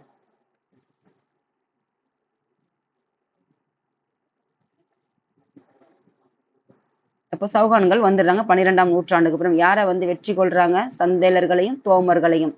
அப்போ சௌகான்கள் வெற்றி கொள். அப்போ ஜேம்ஸ் ஸ்டார்ட் என்றும் கீர்த்திசை புலமையாளர் பார்த்தீங்கன்னா கிபி 1829 முக்கியமான 36 ராஜபுத்திர அரச குலங்களை பட்டியலிடுறார். அப்போ கீழ்த்திசை புலமையாளர், அதாவது மேற்கத்திய நாடுகளை பின்பற்றவங்க சிலர் இருந்திருப்பாங்க. கீழ்த்திசைனா வந்துட்டு அந்தந்த லோக்கல் லாங்குவேஜ்னு சொல்லுவாங்க இல்லையா, அந்த லாங்குவேஜை வந்துட்டு சொல்லக்கூடிய சில அரசர்கள், சில வரலாற்று ஆசிரியர் இருந்திருப்பாங்க. அதாவது வந்து ஆங்கிலத்தை வந்துட்டு சொல்றது மேற்கத்தியன்னு சொல்றது புலமைவாளர்களும் சிலர் இருந்திருப்பாங்க. மேற்கு திசை அப்படின்னு சொல்லிட்டு. அப்போ இவர் பார்த்தீங்கன்னா கீழ்த்திசை புலமையாளராக சார்னா ஜேம்ஸ் ஸ்டார்ட்டை வந்து சொல்லியிருப்பாங்க. எப்போன்னு பார்த்தீங்கன்னா இவர் 1829 ஒரு 36 ராஜபுத்திர அரச குலங்களை வந்து பட்டியலிட்டிருக்காரு. 1829 ஜேம்ஸ் ஸ்டார்ட். இவர் வந்துட்டு ஒரு புலமையாளர். அப்போ ராஜபுத்திர அரச குலங்களை பட்டியலிட்டிருக்காரு. அவற்றுள் பார்த்தீங்கன்னா 4 குலங்கள் சிறப்பு தகுதி பெற்றது. அப்போ மொத்தம் 36ல எத்தனை சிறப்பு தகுதி பெற்றதுன்னு பார்த்தீங்கன்னா 4. அந்த 4 யாரெல்லாம் பார்ப்போம்? பிரதீகாரர்கள் மேற்கு பக்கம், சௌகான்கள் பார்த்தீங்கன்னா வடமேற்கு பக்கம், சோலங்கிகள் பார்த்தீங்கன்னா குஜராத்து. சோலங்கிகள் எங்கன்னு பார்த்தீங்கன்னா குஜராத்து. அதுக்கப்புறம் பார்த்தீங்கன்னா சாளுக்கியர்கள், சோலங்கிகள் என்று அழைக்கப்பட்ட சாளுக்கியர்கள். இந்த சோலங்கிகள் யாருன்னு பார்த்தீங்கன்னா சாளுக்கியர்கள். எங்கன்னு பார்த்தீங்கன்னா குஜராத்தில். ஆனால் தக்கான சாளுக்கியர்கள் இருந்து வேறுபட்டவர்கள். அப்போ சோலங்கிகள்னா யாருன்னா சாளுக்கியர்கள், தக்கான பகுதிகள்னா நம்ம 10ஆம் வகுப்பு படிக்கும் போதே படிச்சிருப்போம் இல்லையா, முக்கோண வடிவத்தில் இருக்குது தக்கான் பிளாட்டின்னு சொல்லிட்டு. அப்போ இந்த முக்கோண பகுதியில் இருந்து தான் வந்து தக்கான பீடபூமின்னு சொல்லுவாங்க. இந்த பகுதியில் யார் இருந்துருவாங்கன்னா சாளுக்கியர்களும் இருந்திருப்பாங்க இந்த மத்திய பகுதியில. ஆனா இங்க இருக்கிறவங்க கிடையாது. இந்த சோழங்கிகள் வேற, இந்த இருக்கிற குஜராத்ல இருக்கிற சோழங்கிகள் வேறன்ட்டு கொடுத்துருக்காங்க. சோழங்கிகள்னா சாளுக்கியர்கள்னு, ஆனா இங்க இருந்த சாளுக்கியர்கள் வேறன்னு சொல்றாங்க. அதுக்கப்புறம் பாருங்க, என்று அழைக்கப்பட்ட தக்கான சாளுக்கியர்கள் வேறுபட்டவர்கள் பவாரை சேர்ந்த. பவார் எங்க இருக்குதுன்னு பாருங்க, இது உங்களுக்கு ஹோம்ஒர்க். பவாரை சேர்ந்த பரமாரர்கள், அதுக்கப்புறம் எனப்படுவோர். இந்த 4 குல மரபினரும் அக்னி குலத்தோன்றல். ஏற்கனவே நம்ம பார்த்தது சூரிய குலம், சந்திர குலம். ஆனா இவங்க 4 பேர் எந்த குலத்தை சேர்ந்தது? அக்னி குலத்தில் சேர்ந்த, நெருப்பிலிருந்து தோன்றியவர்கள்னு சொல்றாங்க. நீங்க இந்த இது படிச்சிருப்பீங்க இல்லையா, மகாபாரதம் எல்லாம் படிச்சு பார்த்திருப்பீங்க இல்லையா, அதுல பாஞ்சாலி வருவாங்க இல்லையா ஒரு கேரக்டர், அவங்க எந்த குலத்துல தோன்றாங்கன்னு பாருங்க. இதெல்லாம் உங்களுக்கு இப்படியெல்லாம் ஞாபகம் வச்சுக்கிட்டீங்கன்னா உங்களுக்கு இது கொஞ்சம் மறக்காது. அவங்களும் வந்து அக்னி குலத்திலிருந்து தோன்றவங்க தான் கொடுத்துருப்பாங்க. அதனால இதெல்லாம் வந்து பரமாரர்கள் எனப்படுபவர். 4 குலமும் யாருன்னு பார்த்தீங்கன்னா அக்னி குல தோன்றர்கள்னு சொல்லுவாங்க. பிரதிகாரர்கள் நம்ம எங்க பக்கம் படிச்சோம்? அதாவது மேற்கு பக்கம் வெஸ்ட் சைடு படிச்சோம். யாரு? இந்த பிரதிகாரர்கள். 4 முக்கிய குல மரபுகளை சார்ந்த ராஜபுத்திரர்களில் ஒரு பிரிவினர் தான் யாருன்னா பிரதிகாரர் அல்லது கூர்ஜர பிரதிகாரர். அப்போ பிரதிகாரர்கள் வந்துட்டு மொத்தம் 4 பிரிவு தான். மொத்தம் 36ல 4 வந்து சிறப்பா இருந்ததுன்னு சொல்றாங்க. அதுல ஒரு யாருன்னு பார்த்தீங்கன்னா பிரதிகாரர். அந்த பிரதிகாரருக்கு இன்னொரு பெயர் என்ன பார்த்தீங்கன்னா கூர்ஜர பிரதிகாரர். இவங்க எங்க வசிச்சாங்கன்னு பார்த்தீங்கன்னா கூர்ஜராட்டிரா அப்படின்ற பகுதியில வசிச்சாங்க. இந்த கூர்ஜராட்டிரா என்ற பகுதி வந்து எங்க இருக்குதுன்னு பார்த்தீங்கன்னா ராஜஸ்தான்ல இருக்கிற ஒரு ஜோத்பூர்ல இருக்கிற ஒரு பகுதி தான் வந்து. ஜோத்பூர் எங்க இருக்குன்னா ராஜஸ்தான். அந்த பகுதியில தான் யார் இருந்திருப்பாங்கன்னு பார்த்தீங்கன்னா இந்த பிரதிகாரர்கள். அவங்களுக்கு என்னன்னு சொல்றாங்கன்னு பார்த்தீங்கன்னா கூர்ஜராட்டிராவில் வசிச்சிருப்பாங்க. கூர்ஜர அல்லது பிரதிகாரர். ஏன்னா அந்த ஊர் பெயரையும் வச்சிருக்காங்க, கூர்ஜர ராட்டிராவில இருந்து வந்தவங்க. அந்த அந்த பகுதி வந்து ஜோத்பூர்ல இருக்குது. ஜோத்பூர் எங்க? ராஜஸ்தான் இருக்குது. அந்த பகுதியை ஆட்சி செஞ்சவங்க தான் அவங்க. அப்போ கிபி 6ஆம் நூற்றாண்டில் ஹரிச்சந்திரா என்பவர் வந்து கூர்ஜர அரச வம்சத்தின் அடிக்கல்லை நாட்டிருப்பாங்க. அப்போ இந்த அந்த வழியை பத்தி சொல்றாங்க. ஆனா எந்த நூற்றாண்டு பார்த்தீங்கன்னா 6ஆம் நூற்றாண்டிலேயே பார்த்தீங்கன்னா கூர்ஜர அரச வம்சத்தினுடைய அடிக்கல்லை நாட்டியவர் யாருன்னா ஹரிச்சந்திரா. எந்த நூற்றாண்டுன்னு பார்த்தீங்கன்னா 6வது. ஆனா அதுக்கப்புறம் அடிக்கல்லை நாட்டினா அந்த வம்சத்தினுடைய அடிக்கல்லை அவர் கொஞ்சம் வலிமையாக இருந்திருப்பாரு, நாட்டிட்டு போற 6ஆம் நூற்றாண்டுல. ஆனா அதுக்கப்புறம் தான் வந்துட்டு கொஞ்சம் வலிமையானவங்க தான் என்ன செஞ்சிருப்பாங்கன்னா அரசர்களாக இருந்திருப்பாங்க. அப்போ பிரதிகார அரசர்களுள் முதலாவது மற்றும் முக்கியமான அரசர் யாருன்னு பார்த்தீங்கன்னா முதலாம் நாகப்பட்டர் தான் வந்து அரசராக வந்தவர் யாருன்னு பார்த்தீங்கன்னா முதலாம் நாகப்பட்டர். இவர் தான் வந்து பிரதிகார அரசர்களுடைய முதலாவது மற்றும் முக்கியமான அரசர் யாருன்னா முதலாம் நாகப்பட்டர். இவர் பாருங்க ஆறாம் நூற்றாண்டிலேயே அடிக்கல்ல நாட்டிருந்தாலும் அந்த வம்சத்திற்கானது.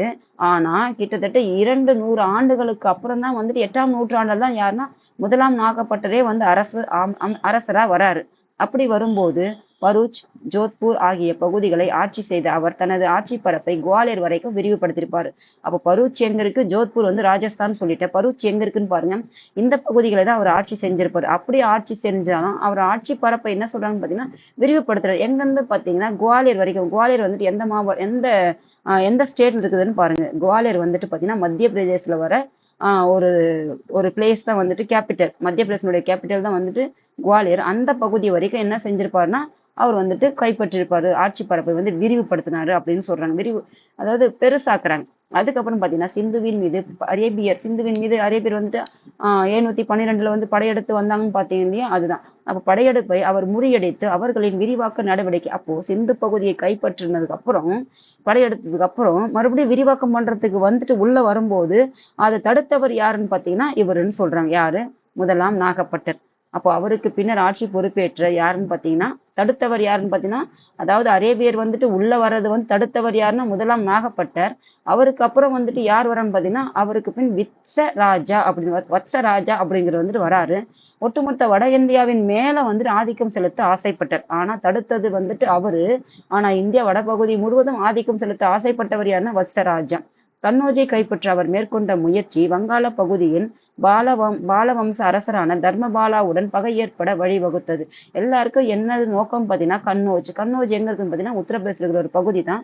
அந்த பகுதியை வந்து ஏன் வந்து எல்லாரும் வந்து கைப்பற்றுறதுக்கு பண்ணாங்கன்னு பார்த்தீங்கன்னா அது ஒரு வளம் செழிந்த பகுதியாக வந்து கன்னோஜ் இருந்ததுனால அதை கைப்பற்றி எல்லாரும் வந்து முயற்சி மேற்கொண்டிருப்பாங்க. இதனால வந்து சண்டைகள் வந்து நடைபெற்றிருக்கும்.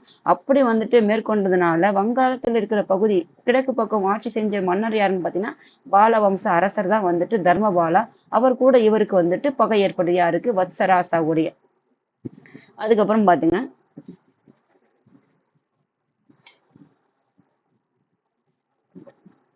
மாலவத்தின் கூர்ஜர பிரதிகாரர்கள் தக்காணத்தை சேர்ந்த மாலவத்தை பகுதியை ஆட்சி செஞ்சவங்க யாருன்னா பிரதிகாரர்கள்.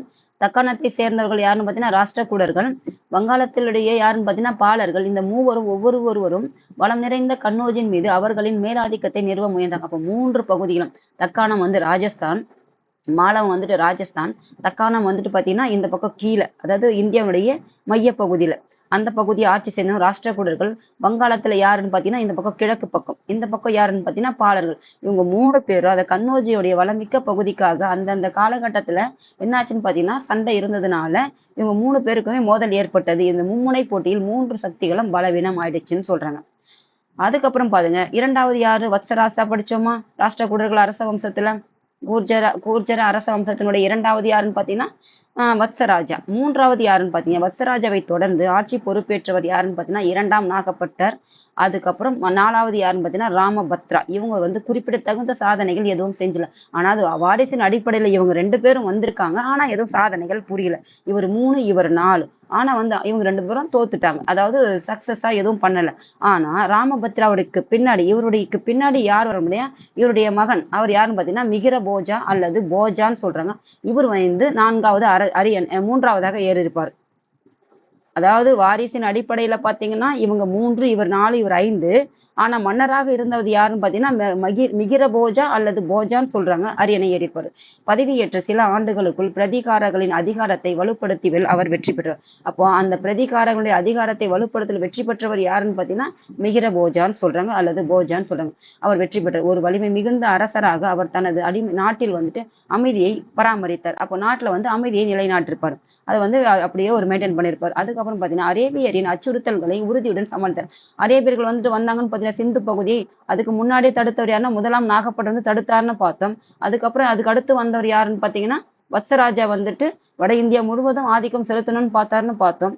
அதுக்கப்புறம் இவர் வந்துட்டு 3வது அரசராக வரவர் தான் யாருன்னு பார்த்தீங்கன்னா இந்த போஜா. இவர் வந்துட்டு அச்சுறுத்தல்கள் வந்து சமாளிச்சுட்டு இருக்காரு உறுதியோட சொல்றாங்க. அப்ப பின்னர் ஒரு நூற்றாண்டு காலம் பிரதிகார பேரரசு ஒரு கிட்டத்தட்ட அதுக்கப்புறம் இவருக்கு அப்புறம் ஒரு 100 ஆண்டுகளுக்கு அப்புறம் வந்து பிரதிகார அரசு வந்துட்டு எப்படின்னா பேரோடும் புகழோடும், அதாவது பேரும் புகழும் கீர்த்தியோட பேரும் புகழோடும் சிறப்புற்று விளங்கியது இந்த அரேபியர்களுடைய அச்சுறுத்தல் எதுவுமே இல்லை. அதுக்குனாலதான் இவங்க வந்துட்டு 1200 வந்துட்டு இவங்க எல்லாம் போனதுக்கு அப்புறம் எங்க வந்து பலவீனமாக ஆகுதோ அப்பதான் அவங்களை விட கொஞ்சம் பலசாலிగా யாரும் உள்ள வருவாங்க. அப்போ பலசாலிகள் இருக்கிற வரைக்கும் அவங்களோட வலிமையா இருக்கிறவங்க உள்ள வர முடியாது. இதுதான் வந்து நீங்க புரிஞ்சுக்கணும். பாருங்க, அரேபியர்களை வெற்றிகரமாக எதிர்த்த பிரதிகாரர்களின் தங்கள் கவனத்தை கிழக்கு நோக்கி திருப்பினாங்க. அப்போ அரேபியர்கள் வந்து வெற்றிகரமாக இந்த பிரதிகாரர்களும் எதிர்த்தாங்க இல்லையா, அவங்களுடைய கவனத்தை எங்க திருப்புறாங்க பார்த்தீங்கன்னா கிழக்கு நோக்கி திருப்புறாங்க. அப்போ கிழக்கு நோக்கி திருப்பும் போது இந்த பக்கம் மேற்குல வடமேற்குல வர்ற இந்த அரேபியர்கள் வந்து எதிர்த்த அவங்க இந்த கண்ணோஜி பகுதியிலிருந்து எங்க போறாங்க பார்த்தீங்கன்னா கிழக்கு நோக்கி நகர்றாங்கன்னு சொல்றாங்க. கிழக்கு நோக்கி அவங்களுடைய கவனத்தை திருப்புறாங்க. அப்போ முதல் 1000 ஆண்டின் இறுதியில் பார்த்தீங்கன்னா ராஜஸ்தான், மாலவம் ஆகிய பெரும் பகுதியில் ஆண்டாங்க. அப்போ முதல் 1000த்துல வந்து பார்த்தீங்கன்னா ராஜஸ்தான், மாலவம் படிச்சோம் இல்லையா, அவங்க மாலவ பகுதியில, அதுக்கப்புறம் பார்த்தீங்கன்னா இந்த ராஜஸ்தான், இந்த 2 பகுதிகளை வந்து முதலாம் 1000 ஆண்டினுடைய இறுதியில தான் அந்த பகுதியை வந்து ஆட்சி செய்யறாங்க. அதுக்கப்புறம் பார்த்தீங்கன்னா கண்ணோஜியை வந்து சில காலம் தங்கள் வசம் வச்சிருந்தாங்க. அதாவது மாலவம், அதுக்கப்புறம் ராஜஸ்தான், கண்ணோஜி சில காலம், அதுக்கப்புறம் பார்த்தீங்கன்னா 11 மற்றும் 12ஆம் நூற்றாண்டுகள்ல அது வந்துட்டு 10, இது 10ஆம் ஆண்டு இறுதியில, இது 11 மற்றும் 12ஆம் நூற்றாண்டுகளில ராஜபுத்திரர்கள் தங்களுக்கிடையே முடிவற்ற போர்கள். அப்ப அவங்களுக்குள்ளேயே வந்து சண்டைகள்லாம் வந்திருக்கலாம். வாரிசு அடிப்படையில வந்துட்டு சண்டைகள்லாம் வந்திருக்கு இல்லையா. அப்போ அந்த சண்டைகள்லாம் எப்படி இருந்ததுன்னா முடிவே இல்லாமல் வந்து சண்டைகள் வந்துட்டு போர் ஆனதுனால இச்சூழலை சாதகமாக பயன்படுத்தி உள்ள சின்ன சின்ன அரசர்கள்லாம் இருந்திருப்பாங்கல்ல. இப்போ நிறைய பெரிய அரசுகள் இருக்குதுன்னா குட்டி குட்டி அரசர்களும் இருந்திருப்பாங்க இல்லையா. அதாவது இவங்களுக்கு கப்பம் கட்டுற அரசர்கள், வலிமையான அரசர்கள் பார்த்தீங்கன்னா இவங்கன்னா அவங்களுக்கு கப்பம் கட்டுறவங்களா சிற்றரசுகள், அவங்களுக்கு வரி செலுத்துறவங்களா சின்ன அரசுகள். அவங்க யாருக்குமே அடிபணியாமல் தங்களுக்கு தான் அவங்க தான் வந்துட்டு எந்த ஒரு நாட்டினுடைய டாமினேட் ஆகாம அவங்க ரூல் பண்றாங்கன்னா அவங்க தான் வந்து அரசு. அவங்களுக்கு கீழே வந்து கப்பம் கட்டினாங்கன்னா அவங்க சிற்றரசு. அந்த மாதிரி சின்ன சின்ன அரசுகள்லாம் என்ன ஆயிட்டாங்க பார்த்தீங்கன்னா அவங்க கொஞ்சம் மேல் எழுந்துக்க ஆரம்பிக்கிறாங்க. ஏன்னா இவங்களுடைய பலவீனம் அடைஞ்சதுனால. இங்க என்ன ஒரு ஹோம்ஒர்க் பார்த்தீங்கன்னா முடிவற்ற போர்களை வந்து மேற்கொண்டான்னு சொன்னாங்க. அப்போ இந்தியாவாகட்டும் உலகம் முழுவதும் எந்த மாதிரி வந்துட்டு இந்த முடிவற்ற போர்கள் வந்துட்டு அதாவது முடிவே இல்லாம ஒரு போர்கள் வந்து எத்தனை வந்து இப்ப காலகட்டத்துல தற்சமயம் வந்து நடந்துட்டு இருக்கு. இதெல்லாம் உங்களுக்கு தேடி பாருங்க. ஹோம்ஒர்க் உங்களுக்கு மாணவர்களாக இருக்கட்டும், இல்லாட்டி எக்ஸாமுக்கு படிக்கிற காம்படிஷன் படிக்கிற எக்ஸாமுக்கு இருக்கிற மாணவர்களாக இருந்தாலும் சரி தேடி பாருங்க. அதுக்கப்புறம் பார்த்தீங்கன்னா பாலர்கள் எங்கன்னு படித்தோம், கிழக்கு பக்கம் எங்கன்னு பார்த்தீங்கன்னா வங்காளம், அதாவது மேற்கு வங்காளம். அதுக்கப்புறம் பார்த்தீங்கன்னா தர்மபாலர் கிபி 770, அதுக்கப்புறம் பார்த்தீங்கன்னா 810 வரைக்கும் தர்மபாலருடைய பீரியட். அதுக்கப்புறம் இவர் எந்த வம்சத்தை சேர்ந்தது பார்த்தீங்கன்னா பாலர்கள் வம்சத்தை சேர்ந்தது தான். அதாவது பெயர்லயே இருக்குது பாருங்க தர்மபாலர் அப்படின்னு சொல்லிட்டு.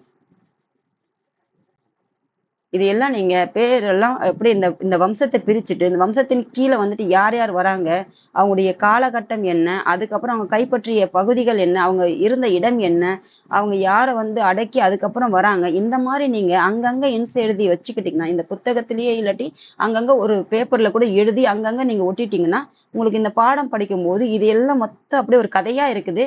நீங்க அங்கங்க ஒரு இன்ஸ் மாதிரி எடுத்து வச்சுக்கிட்டீங்கன்னா உங்களுக்கு பார்க்கும் போதே உங்களுக்கு புரியும். இந்த அதாவது வாரிசின் அப்படியே 1 by 1 ஒரு வாரிசின் அடிப்படையில பிரிச்சு வச்சுக்கிட்டீங்கன்னா எளிமையாக இருக்கும். பாருங்க, ஏன் உங்களுக்கு நான் இந்த பாடத்தை வந்துட்டு உங்களுக்கு இவ்வளவு நான் உங்களுக்கு மேப்பை காட்டி அதிக காலம் எடுத்துக்கிட்டாலும் உங்களுக்கு ஏன் வந்துட்டு நான் ஒவ்வொன்றத்தையும் திரும்ப திரும்ப போய் மேப்பை காமிச்சிட்டு உங்களுக்கு ஒவ்வொரு வகுப்புலையும் நான் சொல்றேன்னா மாணவர்களுக்கு புரிதலே இல்லாம ஒரு கொஞ்ச நாளைக்கு முன்னாடி என்கிட்ட ஒரு ஃப்ரீ டியூஷன் சொல்லிட்டு பசங்களுக்கு ஒரு கேட்ட ஃப்ரீயா டியூஷன் எடுக்கிறதுக்கு பசங்களுக்கு வந்துட்டு வந்திருந்தாங்க. அதுல ஒரு 12ஆம் வகுப்பு படிக்கக்கூடிய ஒரு மாணவன் பாத்தீங்கன்னா எப்படி படிக்கிறான்னு பாத்தீங்கன்னா புத்தகத்துல அப்படியே அந்த புத்தகம் அப்படியே இருக்கு. ஏன் புத்தகத்தை படிக்கலன்னு எடுக்கலன்னா புத்தகமே எடுக்கல அப்படின்னாங்க. ஏன்னு கேட்டா அவங்களுக்கு வந்துட்டு கொஸ்டின் ஆன்சர் மட்டும் கொடுத்துட்டு படிக்க வச்சு டெஸ்ட் வச்சு அதெல்லாம் மார்க் கொடுத்துருவாங்க. அதுக்கப்புறம் புத்தகத்துல என்ன இருக்குதுன்னே தெரியாம பிள்ளைங்க இருக்கிறாங்க. இத்தனைக்கும் பாத்தீங்கன்னா மெட்ரிகுலேஷன் ஸ்கூல்ல படிக்கிற ஒரு மாணவன், இத்தனைக்கும் 12ஆம் வகுப்பு. அப்போ எங்க இருந்து அவனுக்கு வந்து புத்தகத்தில் இருக்கிற அறிவு எங்க இருந்து இருக்கும், அவனுக்கு அந்த புத்தகத்துல என்ன படிச்சுன்னு கேட்டா எங்க தெரியும். அதனாலதான் உங்களுக்கு இந்த புத்தகத்தை வந்துட்டு உங்களுக்கு கான்செப்டா நாங்க தெரிஞ்சுக்கிட்டீங்கன்னா, எது எப்படி இருக்குது, எந்த இடத்துலன்னு தெரிஞ்சுக்கிட்டீங்கன்னா, இந்த ஹிஸ்டாரிக்கல் பேக்ரவுண்ட் ஹிஸ்டரினா என்னது? நீ என்ன பண்ற? உங்க அப்பா என்ன பண்றாங்க? உங்க தாத்தா என்ன பண்ணாங்க? உன் பையன் என்ன பண்ணான்? இதுதானே உன்னுடைய வரலாறு. உனக்கு தெரிஞ்ச வரலாறுனா அதே மாதிரிதான் இதுக்கு முன்னாடி ஆண்ட இந்த காலகட்டத்துல வாழ்ந்தவங்க தான் நம்ம படிக்கிறோம். அப்போ அவங்கள பத்தி படிக்கிறோம்னா நம்ம இந்த மாதிரி இடத்துங்களை நீங்க புரிஞ்சு வச்சுக்கிட்டா மட்டும்தான். இப்போ நீங்க வசிக்கும் போது நீ என்னெல்லாம் சுயல்களும் நீ பாக்குறியோ அது உனக்கு ஞாபகத்துல இருக்கு. இதெல்லாம் நீ பார்க்காத தானே. அப்போ அந்தந்த இடத்துல வந்துட்டு நீ இந்த மேப்பை வந்துட்டு கற்பனை பண்ணிட்டு மேப்ல அந்தந்த இடத்துல வந்துட்டு உன்னோட அந்த இடத்த நீ பொருத்தி பார்த்தீங்கன்னா விசுவலைஸ் பண்ணி பார்த்தேன்னா இந்த பாடம் வந்துட்டு எளிமையாக இருக்கும். அதே மாதிரி ஒரு பெரிய பசங்க தமிழ் எழுத்துக்கள் கூட தெரியாம இருக்கிற பசங்க கூட வந்திருக்காங்க. அந்த மாதிரி எல்லாம் பசங்க இருக்கும்போது அவ்வளவு மனசுக்கு அவ்வளவு வேதனையா இருக்குது. இவங்களுக்கு எப்ப நாம அவங்களுக்கு அந்த எழுத்துக்கள் சொல்லி கொடுத்து அவங்களுக்கு எப்ப அந்த பாடத்தை புரிய வைக்கிறது. இந்த மாதிரி எல்லாம் பிள்ளைங்கள் இருக்கும்போது நான் என்ன சொல்ல வரேன்னா TET exam, BEO exam, paper 1 SGT எக்ஸாமா இருக்கட்டும், இல்லாட்டி டெட் பேப்பர் 2 எழுதுறவங்களா இருக்கட்டும், இந்த 2 பேப்பர் எழுதுறவங்க பிஇஓ எக்ஸாம் இவங்கெல்லாம் நீங்க ஒரு டீச்சரா இருப்பீங்க. எந்த ஸ்கூல்ல இருப்பீங்க, இல்லாட்டி ஒரு டியூஷன் எடுத்துட்டு இருப்பீங்க, இல்லாட்டி டீச்சரா போகிறதுக்கு இருப்பீங்க. நான் உங்களுக்கு என்ன சொல்றேன்னு பார்த்தீங்கன்னா, அப்படிப்பட்ட ஸ்டூடெண்ட் யாராவது இந்த வகுப்பை பார்க்குறீங்கன்னா மாணவர்களுக்கு வந்துட்டு நீங்க புத்தகத்தை படிக்க சொல்லுங்க. புத்தகமே என்னான்னு தெரியாத அப்படியே வச்சிருக்கிற பிள்ளைங்க நிறைய பார்க்கும்போது மனசுக்கு அவ்வளவு வருத்தமா இருந்தது. நாம என்ன செய்யறோம், இப்போ ஒரு டியூஷனுக்கு நம்ம பிள்ளைங்க போறாங்கன்னே வச்சுக்கோங்க. நம்ம பிள்ளைங்க இதே மாதிரி ஒரு படிப்பை படிச்சாங்கன்னா நம்ம ஏத்துப்போமா? இப்ப கேட்க மாட்டோம். என்ன சொல்லி கொடுக்குறீங்கன்னு ஸ்கூல்ல புரியலன்னு தான் வந்து டியூஷனுக்கு அனுப்புறாங்க. அந்த டியூஷன்ல அனுப்புறத வந்துட்டு ஸ்கூல்ல என்ன படிச்சாங்களோ அந்த ஹோம்ஒர்க்கை முடிக்கிறதுக்கா டியூஷனுக்கு வராங்க. அப்ப எதுக்கு அந்த டியூஷனு? அதை வீட்டிலே செய்ய முடியாதா? அதை பேரண்ட்ஸ் வந்து பண்ண வைக்க முடியாதா? படிச்சவங்களோ படிக்காதவங்களோ அதை உட்காந்து செய்யணும். பசங்க நாளைக்கு அடிப்பாங்க மிஸ் பண்ணுவாங்க இல்ல. ஆனா டியூஷன் இதே வேலை பண்ணும்போது அந்த காசை நம்ம வாங்குறதுக்கு நல்லா இருக்கா? நான் ஃப்ரீனே சொல்லி வச்சுட்டு சொல்லி கொடுக்குறேன். டீச்சர்ஸ் யாராவது இந்த டீச்சர்ஸ் இருந்தீங்கன்னா தயவு செஞ்சு உங்களால முடிஞ்ச அளவுக்கு நம்ம கற்ற கல்வியை ஃப்ரீயா சொல்லி கொடுங்க. அது எத்தனையோ குழந்தைங்களுக்கு வந்துட்டு யாருக்கு தேவையோ அவங்களுக்கு போய் அது சேரும். எல்லாருக்கும் போய் சேரலனாலும் யாருக்கு தேவையோ எல்லாருக்குமே எல்லாமே தேவை கிடையாது. யாரோ ஒரு சிலர் தேவைக்காக இயங்குவாங்க இல்லையா? அவங்களுக்கு உங்களுடைய வகுப்பா இருக்கட்டும், அவங்களுக்கு சொல்லி கொடுங்க. தேடுங்க, அப்படிப்பட்ட குழந்தைங்களை தேடி சொல்லி கொடுங்க. இப்போ நான் பேசிக்கு இது வந்துட்டு புத்தகத்தினுடைய அறிவே இல்லைன்னா அந்த புத்தகத்துல கேட்டா பின்ன ஏன் அவங்க எல்லாம் இந்த காம்படிஷன் எக்ஸாம் கிளியர் பண்ணாததுக்கு காரணம் என்னன்னு பாக்குறீங்க? அந்த புத்தகத்துல இல்லது தேடாம படிக்கிறதே கிடையாது. 12ஆம் வகுப்பு 10ஆம் வகுப்பு படிக்க கூட மாணவனுக்கு வந்துட்டு புத்தகத்துல என்ன இருக்குன்னு தெரியாது. புத்தகம் புதுசா வச்சிருக்கான். கேட்டா புத்தகம் எடுக்கவே இல்லை, அப்புறம் எடுத்துக்கிறாங்க. இப்போதைக்கு கொஸ்டின் ஆன்சர் மட்டும் படிக்க சொல்லியிருக்காங்க. கொஸ்டின் ஆன்சர் மட்டும் படிக்கிறேன், இது படிப்பா? நம்ம பிள்ளைனா விட்டுருவோமா? அப்ப எதுக்கு நம்ம 1000 கொடுத்து புத்தகத்தை வாங்கி கொடுக்குறோம்? இல்ல கவர்மெண்ட் ஸ்கூல்ல ஃப்ரீயாவே கொடுக்கட்டும். புத்தகத்துல எவ்வளவு கொட்டி கிடக்குது, எவ்வளவு விஷயங்கள் இருக்குது பாக்குறோம் இல்ல? எதை விடுறது எதை படிக்கிறது அந்த மாதிரி கொட்டி கிடக்குது.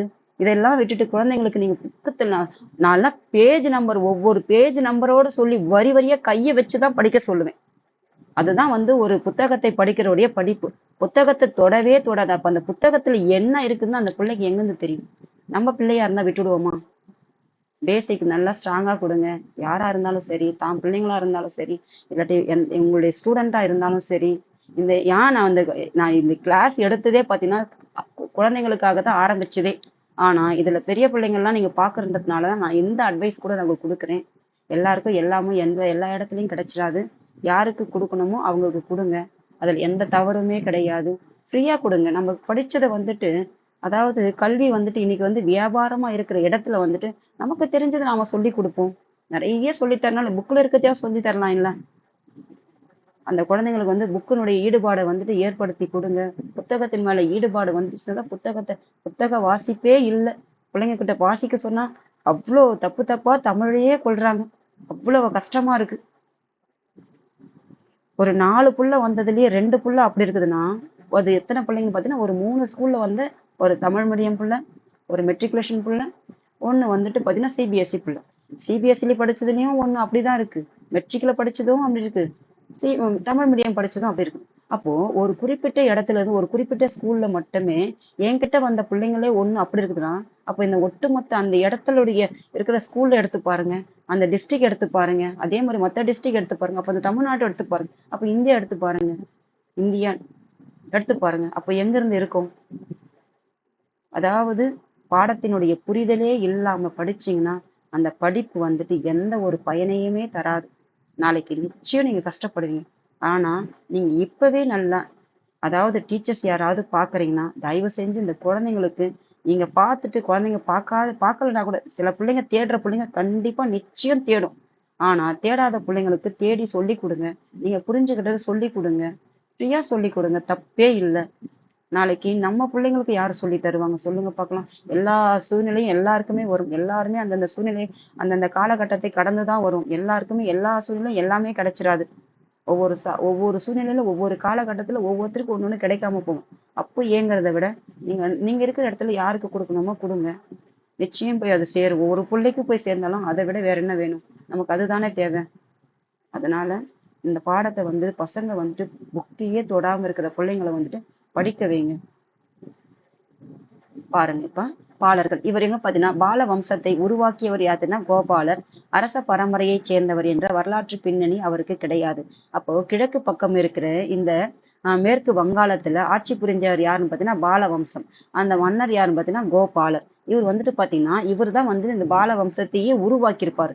அதாவது பாலர்களுடைய தர்மபாலருடைய காலம் பாத்தீங்கன்னா 770 810. ஆனா உருவாக்குனது யாரு? கோபாலர். இவர் உருவாக்கிட்டு மட்டும் செஞ்சிருப்பாரு. ஆனா கொஞ்சம் ஒரு நீண்ட காலம் நல்ல ஒரு ஆட்சி கொடுத்தது யாருன்னு பாத்தீங்கன்னா இந்த தர்மபாலர். அவருடைய காலம் 770 இருந்து 810 வரைக்கும். அப்போ கோபாலர் அரச பரம்பரையை சார்ந்தவர் என்று, ஏன்னா ரத்த வழிதானே படிச்சுட்டு இருக்கோம். அந்த மாதிரி எந்த ஒரு வரலாற்று ஒரு பேக்ரவுண்டு அவருக்கு கிடையாதுன்னு சொல்றாங்க. ஆனா அவருக்கு நல்ல திறமை இருக்குது இல்லையா? அதாவது மக்கள் மேல ஒரு நல்ல ஒரு திறமையும் மக்கள் மேல ஒரு அக்கறையும் இருந்தா அவர் மக்கள் பிடிக்கும் இல்லையா? அதுதான் மக்கள் அவரை அரசராக தேர்வு செஞ்சாங்க. அப்ப கிபி 750 முதல் 770 வரையிலான ஆட்சி காலத்தில் அவர் வங்காளத்தில் பாலர்களின் எதிர்கால மேன்மைக்கான அடித்தளத்தை அமைத்தார். அப்போ இவர் பாருங்க, யாரு? கோபாலர் எந்த ஒரு பின்னணியும் கிடையாது, வரலாற்று பின்னணி. அவர் பரம்பரையை சேர்ந்த அரச பரம்பரை சேர்ந்ததற்கான, ஆனா அவர்கிட்ட ஒரு திறமை இருக்கு. அரசராக தேர்வு செஞ்சுட்டாங்க மக்களை. திறமை இருந்ததுனால, மக்கள் மேல அக்கறை இருந்ததுனால. அப்போ அவருடைய காலம் பாத்தீங்கன்னா 750 இருந்து 770 வரையிலான அந்த வங்காளத்தினுடைய பாலர்களுடைய எதிர்காலம் வரகால சன்னதிகளுக்கு அந்த மேன்மைக்கான அடித்தளத்தை அமைச்சவர் யாருன்னா இந்த கோபாலர். அதுக்கப்புறம் அவருடைய மகன் யாருன்னு பாத்தீங்கன்னா இரண்டாவதாக பாத்தீங்கன்னா பாலர்கள் வம்சத்துல தர்மபாலர். அப்ப பால அரசை பாத்தீங்கன்னா வட இந்தியாவுல ஒரு அரசியல் மிக்க ஒரு அரசாக, வலிமை மிக்க அரசாக மாற்றியவர் யாருன்னா தர்மபாலர்னு சொல்றாங்க. சக்தியாக, அதாவது அரசியல் சாராதுன்னு சொல்றாங்களே, அப்ப அரசியல் சார்ந்து ஒரு அரசாக, வலிமை மிக்க அரசாக மாற்றியதுக்கு யாரை போய் சார்ந்து பாத்தீங்கன்னா தர்மபாலரை. அதுக்கப்புறம் பாத்தீங்கன்னா கன்னோஜுக்கு எதிராக வெற்றிகரமாக கன்னோஜ் எங்க? உத்தரப்பிரதேசம். பாருங்க, இது விக்ரமசீலா மடாலயம். மடாலயம்னா என்ன சொல்றேன்னா கல்வி கற்கக்கூடிய ஒரு இடம் சொல்லிட்டு நம்ம 6ஆம் வகுப்பு புத்தர்கள் எல்லாம் படிக்கும் போதே படிச்சிருக்கோம். புத்தர், மகாவீரர்லாம் இவங்கெல்லாம் 6ஆம் நூற்றாண்டுல மறுமலர்ச்சியே இந்தியாவுல அதாவது மனிதன் பிறந்ததுல இருந்து ஒரு அப்படியே ஆதி மனிதனா இருந்து கொஞ்சம் கொஞ்சமா வளர்ச்சி அடையும் போது அந்த அறிவே இல்லாத ஒரு அறிவு சிறந்த காலகட்டம் யாருன்பது புத்தரும் மகாவீரரும் போன்ற அறிஞர்கள் ஞானிகள் வந்ததுக்கு அப்புறம் தான் உருவாயிருக்கும். அதுக்கப்புறம் தான் கல்வி என்ற ஒன்றே வந்த மாதிரி கொடுத்திருப்பாங்க. அப்போ அந்த விக்ரமசீலா என்ற மடாலயம் யார் கட்டிருப்பாங்கன்னு பார்க்கலாம் வாங்க. அப்போ படையெடுப்பை அவர் மேற்கொண்டார். அதாவது கன்னோஜிக்கு எதிராக, கன்னோஜினா எங்க இருக்கு? உத்தரப்பிரதேசம். அந்த இடத்துக்கு எதிராக வெற்றிகரமான படையெடுப்பை மேற்கொண்டார் யாருன்னா தர்மபாலர். அவர் மிக சிறந்த பௌத்தத்தினுடைய ஆதரவு. அப்ப பௌத்தத்தை என்ன செஞ்சிருப்பாருன்னா நேசிச்சதுனால ஆதரிச்சிருப்பாரு. அவரால் உருவாக்கப்பட்டதுதான் இந்த விக்ரமசீலா மடாலயம். மடாலயம் கல்வி கற்கக்கூடிய இடம். அது எந்த மாதிரி கல்வி பௌத்தத்தை போதிக்கக்கூடிய ஒரு கல்வி இடம் தான் இந்த விக்ரமசீலா. மிகச்சிறந்த மையம் ஆயிற்று. பௌத்த மதத்தை போதிக்கக்கூடிய ஒரு மையம் தான் இந்த விக்ரமசீலா. அது எங்க இருக்குன்னு தேடி பாருங்க. அதுதான் உங்களுக்கு ஹோம்வொர்க். அதுக்கப்புறம் பாருங்க, தர்மபாலரை தொடர்ந்து அவருடைய மகன் யாருன்னு பாத்தீங்கன்னா தேவபாலர். இந்த அதாவது பால வம்சத்துல 3ஆவதா யாருன்னு பாத்தீங்கன்னா தேவபாலர். அவர் பாலர்களின் ஆட்சி அதிகாரத்தை கிழக்கு நோக்கி காமரூபம் வரை இவர் விரிவுபடுத்தியிருப்பார். அதாவது அவர் கன்னோஜி. இவர் கன்னோஜ்ல இருந்து இன்னும் கொஞ்சம் இப்படி மூவ் ஆகுறாரு. எந்த பக்கம்னா கிழக்கு நோக்கி, ஈஸ்ட் சைடு நோக்கி மூவ் ஆகுறாரு. அப்படி நகரும் போது எதுன்னு பாத்தீங்கன்னா காமரூபம். அந்த காலகட்டத்துல, பண்டைய காலத்துல காமரூபம் என்பது தற்போது அஸ்ஸாம், அது வரைக்கும் விரிவுபடுத்தியிருப்பாரு. யாருன்னு பாத்தீங்கன்னா இந்த தேவபாலர் 3ஆவதாக வந்தவர். அதுக்கப்புறம் அவரும் தலை சிறந்த பௌத்த அப்பாவும் தலை சிறந்தவர், பௌத்தத்தை ஆதரிச்சதுல இவரும் தலை சிறந்த அவர் பௌத்தர்களுக்கு 5 கிராமங்களை கொடை. அப்ப எந்த அளவுக்கு வந்துட்டு பௌத்த மதத்தின் மீது இவருக்கு ஒரு பற்று இருந்ததுன்னா, அதன் அந்த அந்த அதை அந்த மன்னர் அந்த மக்களுக்கு பௌத்தத்தை பின்பற்றக்கூடியவர்களுக்கு வந்துதான் 5 கிராமங்களை வந்து கொடையாக வழங்கி. நாம ஒரு சின்ன ஒரு ஒரு ஒரு ஒரு பொருள் கூட நாம கொடுக்க மாட்டேங்கிறோம். ஆனா வந்து கிராமத்தையே வந்துட்டு வழங்கியிருக்காருன்னா அப்ப எந்த அளவுக்கு ஒரு ஈடுபாடு இருந்திருக்கும் பாருங்க. அவரும் மகதத்தில் வந்து மடாலயங்களையும் பல கோவில்களையும், அதுக்கப்புறம் இவர் பாத்தீங்கன்னா அவர் வந்துட்டு தர்மபாலர் வந்துட்டு விக்ரமசீலா வந்துட்டு மடாலயம் வந்து கட்டிருப்பார். அது எங்க கட்டினாருன்னு தேடுங்க. அதுக்கப்புறம் பாத்தீங்கன்னா மகதத்துல வந்து மடாலயம் கல்வி மடாலயத்தை கட்டினவர் யாருன்னு பாத்தீங்கன்னா இவர் யாருன்னா தேவபாலர்.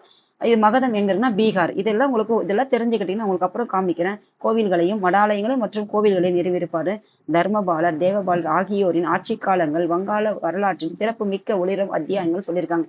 அதாவது தர்மபாலர் அதுக்கப்புறம் தேவபாலர் இவங்களோட 2 பேருடைய ஆட்சி காலம், இவங்களுடைய டைம் பீரியட் வந்து பாத்தீங்கன்னா அந்த ஆட்சி காலங்கள்லாம் எப்படின்னா வரலாற்றுல வங்காளத்தில் பாத்தீங்கன்னா, அதாவது வெஸ்ட் பெங்கால்ல பாத்தீங்கன்னா சிறப்பு மிக்க ஒளிரும் அத்தியாயங்கள்னு சொல்லியிருக்காரு.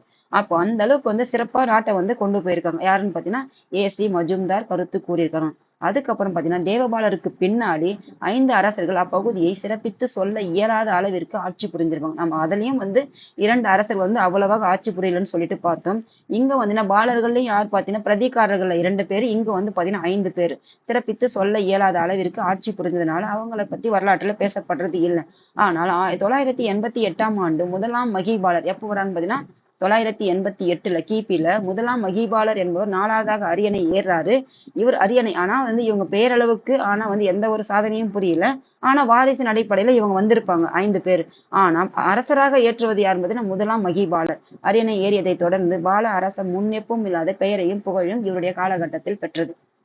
இவர் வந்துட்டு 2ஆம் அரச வம்சத்தை வந்து நிறுவியிருப்பார் பால வம்சத்தை. அதுக்கப்புறம் முதலாம் மகிபாலருடைய காலம் பார்த்தீங்கன்னா 888 இருந்து 1038. முதலாம் மகிபாலர் பால வம்சத்தினுடைய மிக சிறந்த வலிமை மிக்க அரசர் பார்த்து சொல்றாங்க. அந்த வம்சத்தினுடைய மிக சிறந்த மற்றும் வலிமை மிக்கவர் யாருன்னு பார்த்தீங்கன்னா மகிபாலர். அதுக்கப்புறம் பாத்தீங்கன்னா அவர் 2ஆம் பால வம்சத்தை தோற்றுவித்திருப்பார். அதாவது முதலாம் பால வம்சத்துல அவங்க 2 பேரோட 5 பேர் வந்திருப்பாங்க. அதுக்கப்புறம் 2வது பால வம்சம்னு சொல்லிட்டு பெயரிட்டு அதை வந்து இவர் தோற்றுவிச்சாருன்னு சொல்றாங்க. அதுக்கப்புறம் பாத்தீங்கன்னா பிரதிகாரர்களுடைய வீழ்ச்சி. பிரதிகாரர்கள் எங்கன்னு பார்த்தோம் நாம இந்த மேற்கு பக்கம் அவர்களுடைய வீழ்ச்சி. இந்த குறிப்போடு வீழ்ச்சி அடைஞ்சிட்டாங்க. எங்கன்னு பாத்தீங்கன்னா பிரதிகாரர்கள் வந்துட்டு மேற்கு பக்கம் டபிள்யூ என்போடு வெஸ்ட்ன்னு போட்டிருக்கேன். மகிபாலருக்கு பாத்தீங்கன்னா வட இந்திய அரசியல் நிகழ்வுகளில் முதன்மையான பாத்திரத்தை வகிக்கும் வாய்ப்பை வந்துட்டு அப்போ மகிபாலருக்கு அவர் வந்து வீழ்ச்சி அடைஞ்சதுனால இந்த வட இந்தியாவில வந்துட்டு அரசியல் நிகழ்வுகள்ல வந்து முதன்மையான ஒரு பாத்திரமா வகிக்கிற வாய்ப்பு வந்துட்டு இந்த பாலருடைய வீழ்ச்சி வந்து இவருக்கு வந்து வழங்கியது.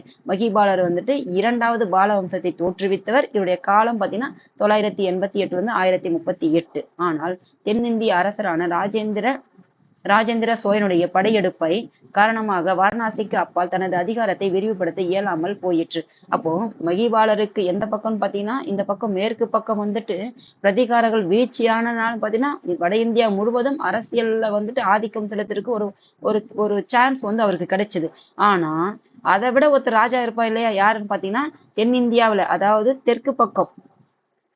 இதானே இந்தியாவில பிரிச்சிருக்கோம்.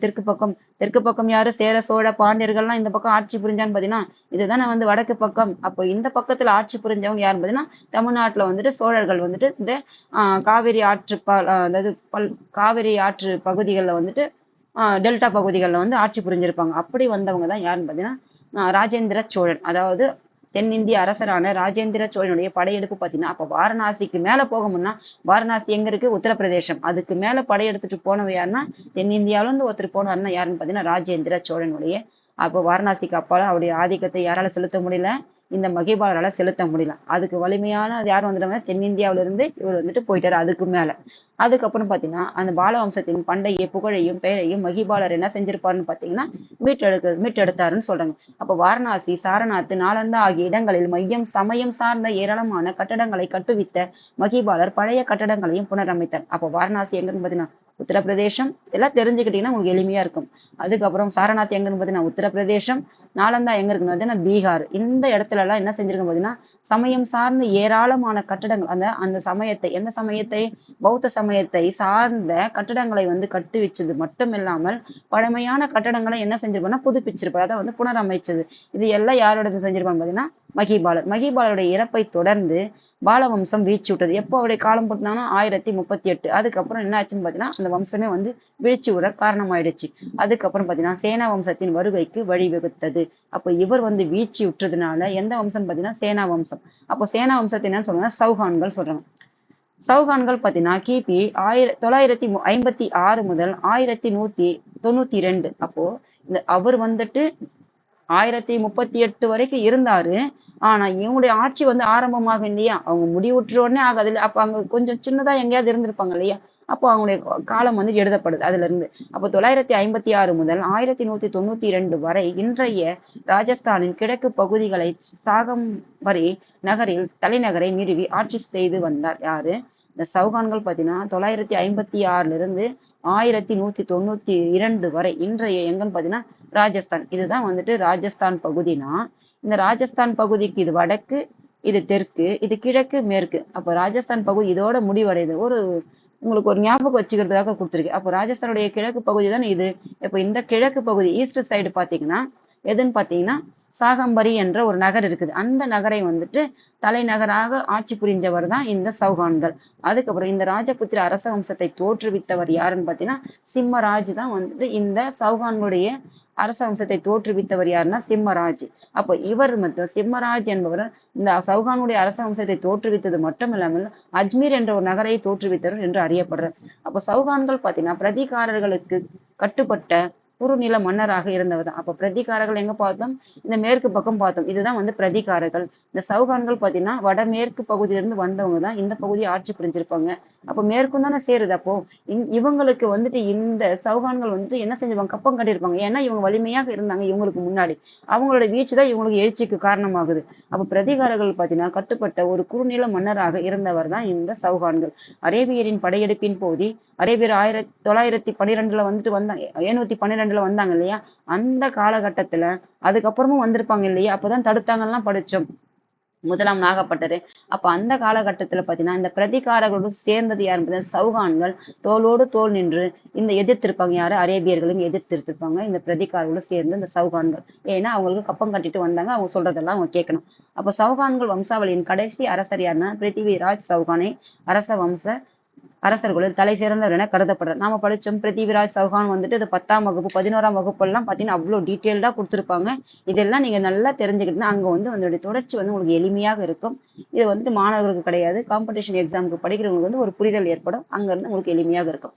அதுக்கப்புறம் பாத்தீங்கன்னா 1192ஆம் ஆண்டு 91ஆம் ஆண்டு நடைபெற்றது தான் பார்த்தீங்கன்னா முதல் தரையின் போர்.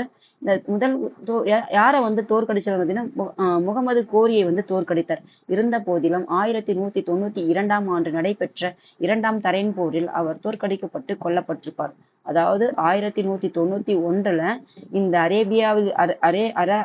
அரேபியாவிலிருந்து வந்த முகமது கோரியை வந்து தோற்கடிச்சிருப்பாரு. 2வது தரையின் போர்ல கோரி வந்துட்டு பாத்தீங்கன்னா இவரு தரையின் போர்ல தோற்கடிச்சு கொன்னு இருப்பாரு. அதோட இவங்களுடைய வம்சம் வந்துட்டு முடிவடைஞ்சிருக்கும்.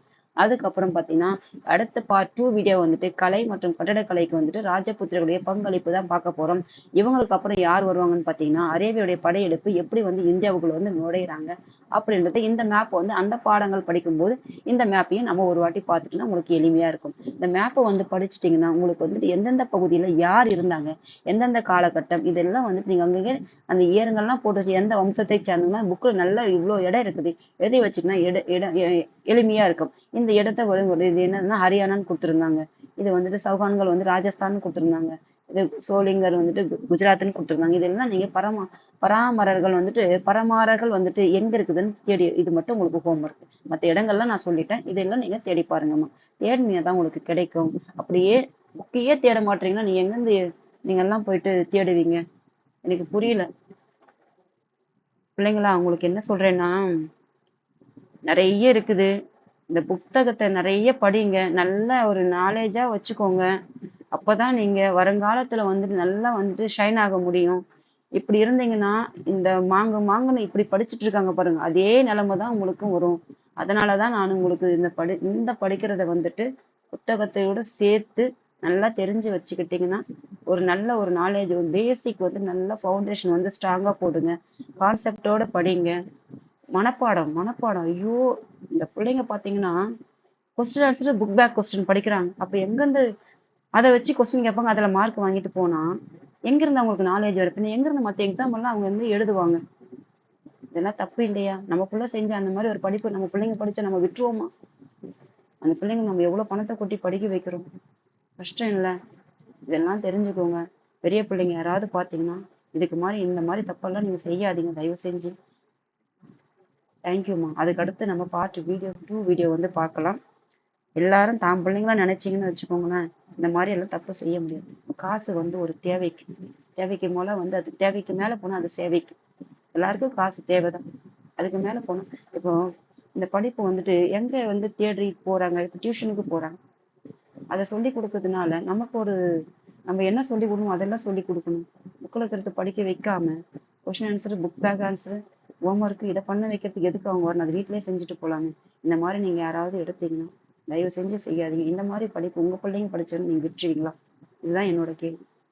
அதனால இந்த மாதிரி ஒரு இந்த இந்த இவ்வளோ டெக்னாலஜி வளர்ந்த காலத்துல இந்த மாதிரி ஒரு படிப்பு படிக்கிறத மிகப்பெரிய வருத்தம் தான் எனக்கு. அது என் பிள்ளைய வந்து நான் போய் சண்டையே போட்டுட்டு வந்துடுறேன். அந்த மாதிரி ஒரு டீச்சர் இருந்து கொடுத்தாங்க.